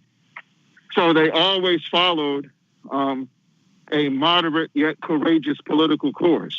And I challenge anyone to look at any of Madiba Nelson Mandela's speeches. He never mentioned land. So it was the Pan-Africanist Congress of Azania who were the youth that broke away from the ANC on April 6, 1959. And their slogan was Izwe Lethui Africa, the land is ours. And then their children, the Black Consciousness Movement of Azania, who were the organizers of the Soweto Uprising in June of 1976, they said towards the socialist Azania. So once we took the land and reclaimed the land that belongs to us, that inherently belongs to us, then it becomes a question of how we share the land with everybody. I'm fascinated by this one because this is not, I mean, if you're looking at, like, for example, how was the land reclamation project carried out in Zimbabwe? It was carried out by the Zimbabwe War Veterans Association and the party, the women of the party, the youth of the party. But remember, that's what they fought for. And they took up arms and they actually fought a 14-year armed struggle. So it was understood that everything was for the land. So what Brother Malcolm X told us in 1963 in his famous message to the grassroots speech that land is the basis of all independence, they were in the same mind frame that the Land and Freedom Army were commonly referred to as the Mau Mau in Kenya. They were in that frame of mind in Zimbabwe. We were in that frame of mind in Namibia. We were in that frame of mind in Angola. It's no coincidence that in Southern Africa, with the exception of South Africa, all the other key struggles ended up becoming protracted armed struggles because the colonialists weren't willing to give up that land. They were willing to put their lives on the line to maintain domination over our land, domination over our human resources as well. So Zimbabwe upped the ante. This is why both the Bush administration from 2001 to his departure from office, the Obama administration for 8 years, and the Trump administration the last 4 years have echoed the same sentiments. Even though Zimbabwe is a small country, they represent a rather peculiar problem. And it's that question of land. And remember, this is going on at a time where there are 400 million people in Africa that live on $1.90 a day. It's going on at a time where when you look at the 25 poorest nations on earth, 22 of them are on the African continent. So this question of wealth, this question of land, and it also raises the question that even though we have had political independence, the fact that we don't control a lot of our territory, this is a problem. And it also gives you a further look into the role that U.S. multinational companies are playing in the regime change agenda. The Philip Morris Company tobacco conglomerate and the R.J. Reynolds tobacco conglomerate have been working for regime change in Zimbabwe. Sir Richard Branson and Virgin Airlines have been working on regime change in Zimbabwe because they want to take over the tourism industry. R.J. Reynolds and Philip Morris want to take over the tobacco industry. So when you take a look at that dynamic, it's something else. And the fact that Zimbabwe holds true to the land question, it magnifies all those contradictions. Wrap. Obi, we're out of time, but thank you so much for joining us. Thank you. For those listening, that was Obi Egbune Jr. He is the External Relations Officer of the Zimbabwe-Cuba Friendship Association and the U.S. correspondent for the Herald, Zimbabwe's national newspaper, and he is the first U.S. correspondent in the country's 40 years as an independent nation. We're going into a break, and on the other side of this break, we are taking your calls. The phone number is 202-521-1320, and our phone lines are open. Feedback on the other side of this break. You're listening to Fault Lines with Thomas and Stranahan.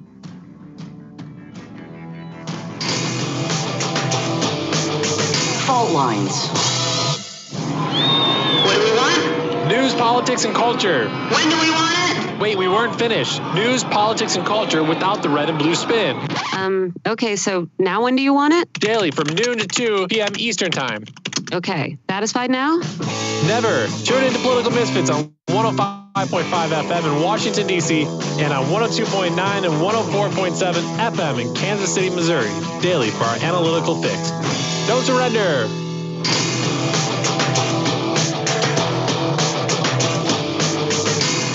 Fault Lines.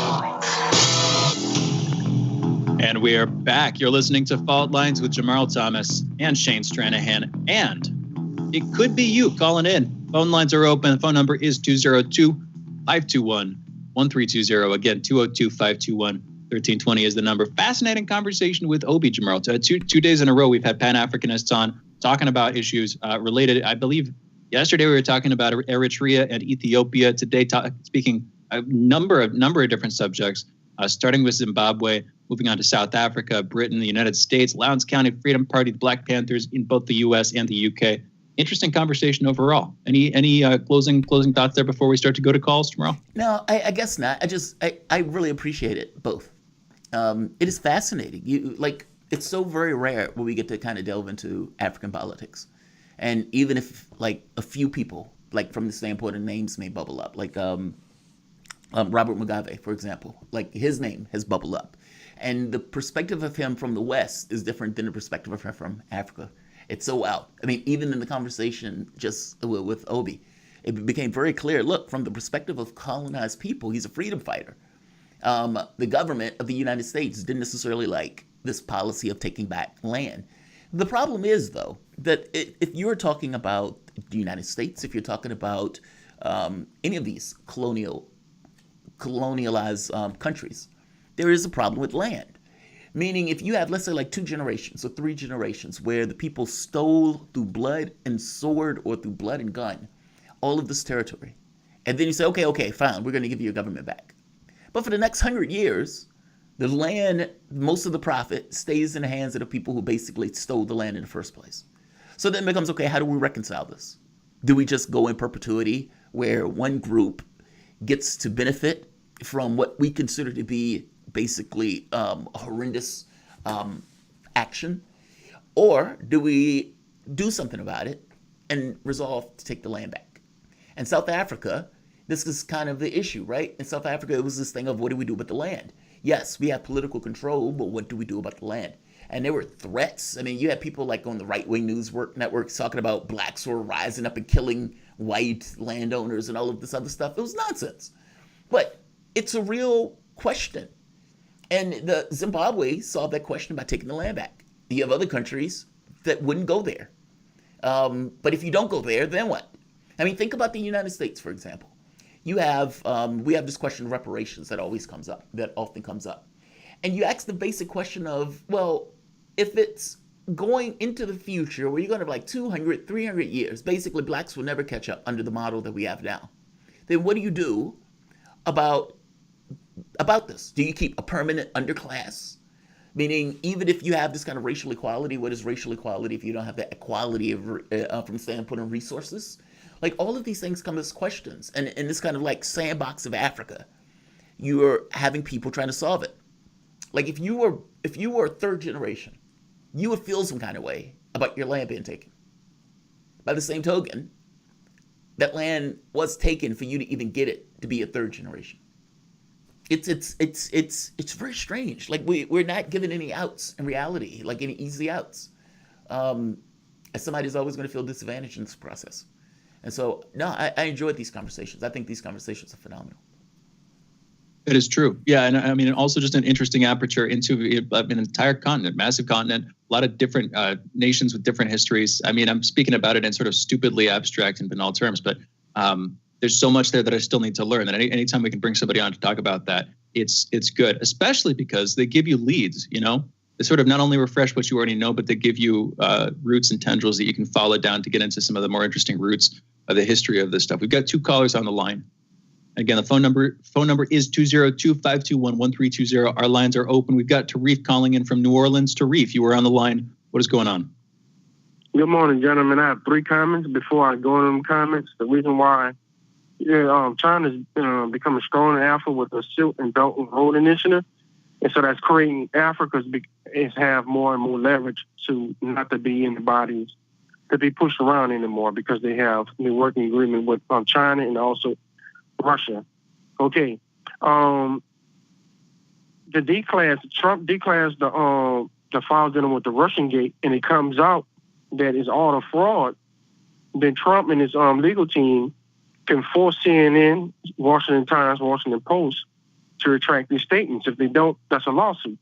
Okay. So that's number. So okay. And my last comment is dealing with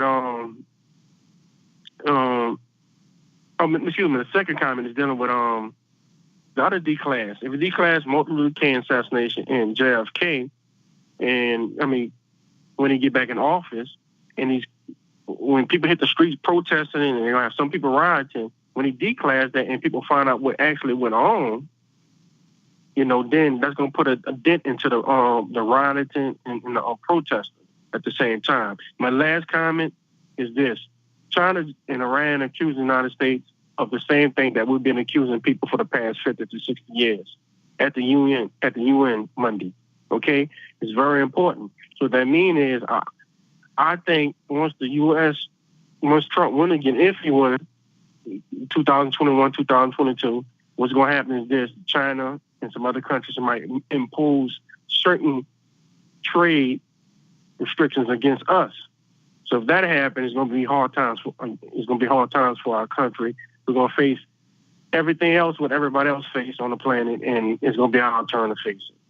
Well, two things. Tarif, stay on the line if you would. With that last comment, You're talking about the UN facing, I'm just going to quote here, facing its first review in 5 years. This is from AP News. First review in 5 years at the UN's main human rights body on Monday, with the detentions of migrant children and the killings of unarmed black people during the Trump administration's tenure among issues high on minds. I'm going to continue the quote. Regular U.S. critics like Iran, Syria, Venezuela, Russia, and China questioned and scrutinized the United States record on rights as the Human Rights Council gave the U.S. its turn for a regular examination. That's the end of the quote there. That would be an interesting about face, and that to that extent, turnabout is fair play. I also can't help but feel, though, that the that the United Nations is willing to levy this criticism, this scrutiny, simply because it was during the Trump administration. Maybe that's an overstep on my part, but I guess, I don't know. I take umbrage at people criticizing the U.S. simply for the fact that Trump was president, when as far as I can tell, with Trump pulling back from wars overseas, it's like this weird Gordian knot thing of our international standing. The investor class internationally seems pretty frustrated that Trump has an unreliable leader of America's military, is stepping back from that stuff. But broadly, I would think that a lot of populations the world around would rejoice at the fact that the United States is no longer going to be getting involved under the Trump administration, that we didn't start any new wars. We didn't try to start any new stuff. That's one brief comment there. Secondarily, you were talking about Africa, China with the Belt and Road Initiative, and Russia working together. I guess I have one criticism. I want to push back on that slightly. It still leaves Africa, the entire continent, as a sort of marginal player in between these great powers contesting, over the rights to African resources broadly. I mean, there's some strings attached here. Now China investing in Djibouti's port, for instance, making that the largest port in Africa. That's good for Djibouti, but I can't help but think that this is just using Africa as a continent, again, to support what these major players want and think. Jamarl, Tarif, any thoughts from you guys? It's true. Yeah. I mean, that's exactly what they're doing. I mean, but that's what the IMF does. That's what all of these loan agents. I mean, anytime you get money from a bank, they're using you in order to make their own pursuits. I mean, the idea, they're looking for a win-win scenario. That's basically what I think they're looking for. Where, yes, those particular areas are going to benefit magnificently from the billions that China is putting into those countries. By the same token, China is able to get their goods out. They're able to get international prestige. They're doing it without it being a military thing. They're doing it purely through economic means. No, there are all sorts of positives for both sides on this. But have no doubt, you're right. I mean, this is fighting amongst international powers, and this is Africa in the middle of it. When I was in Kenya, I remember reading this article where the author was basically saying the United States gave us over to China, and his point was, if you look at the economic development in Africa, China has been doing a lot of development there. And their thought was, whether it's the U.S. or whether it's China, it seems like in both these situations they're taking advantage. And so I feel you. But Tarif, go ahead. What were you saying, Tarif? What do you have in response to either what Shane or I said? Okay, exactly. China is not only investing in Africa, infrastructure, railroads, putting in like steel plants and all those things, but they're not like the IMF where, like in Nigeria in one case, Nigeria borrowed 40 years ago $1 billion from the IMF. On that $1 billion, Nigeria been paying on it for all those years, $30 billion.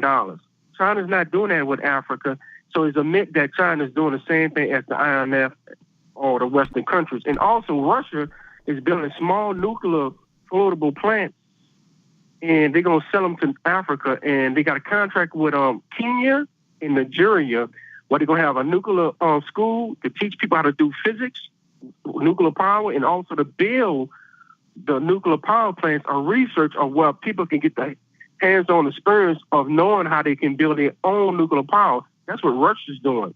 I don't know why we ain't over there building nuclear power plants and establishing schools, but I tell you one thing, Russia and China is, with the Belt and Road Initiative, And they would get the benefits from it.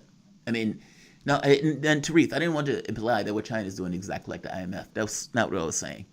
I was just saying that this the influence game, this influence peddling. I mean, IMF will give a loan and then try to all of a sudden say you have to privatize this industry or that industry and start influencing your political affairs.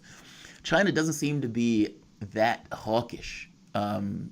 They seem to have very specific objectives that they want to accomplish, especially from the economic front. Yeah, all things are not equal, and I was not trying to imply that they are. We got another caller. Got Malik calling in from DC. Malik, you are on the line. What's going on? Hey there, fellas. Loved your last interview, and what I heard of the interview yesterday was great. I wanted to touch on the Yvette Carnell thing and kind of sum up a little bit about the divide around her. See, Yvette has a connection with the anti-immigrant PFIR organization, Progressives for Immigration Reform. And she actually served on their board. She may still serve on their board. And so much of the difference with Black leftists and revolutionary leftists and Black nationalists and African internationalists with Yvette, 1 minute, is her connection. And also she actually guides a lot of her followers to attack African immigrants. And that actually attacks the base of what your last guest was talking about. And I encourage you guys to have someone reach out to the African People's Socialist Party, which is based in Tampa, Florida.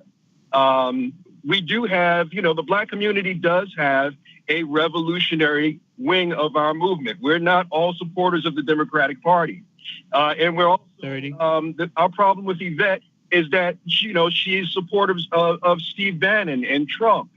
And a lot of her supporters are supporters of right-wing ideals. And Malik, we're out of time. We got to close out here. We're trying to have a diversity of conversations here. We want to get Yvette back on soon, but we want to keep having more sides of this. In any event, feel free to call back in when we get her on. You can have that conversation with her yourself. Thank you to engineer Andre for closing out the show. Thank you, Cam Rahim. Thank you, Jamarl, and thank you for listening. Fault Line signing off. See you tomorrow. Yeah, we're gonna have to get Yvette back on after that. Yeah, we're gonna have to get her back on. Look, sometimes these things are the conversations that you have with people, right? And if people are more in tune with the individual, maybe there's more nuance in it. The ADOS stuff, I don't know her well enough to be able to defend or to attack. And so it's kind of like I can only go by what I've heard from her specifically, not necessarily an entirety of it, which is kind of why I don't push or advocate one way or the other. It's kind of the points of view that are being espoused, meaning she can speak for herself. And if we bring her back on the show, she can answer for some of the charges. I do know that a lot of people, especially in the Pan-African world, have issues with her. And I suspect that's where the rubber meets the road on this stuff, this perspective of being anti-immigrant versus being pro-African. And if there's space between those things, and if so, how much? But let's end it here.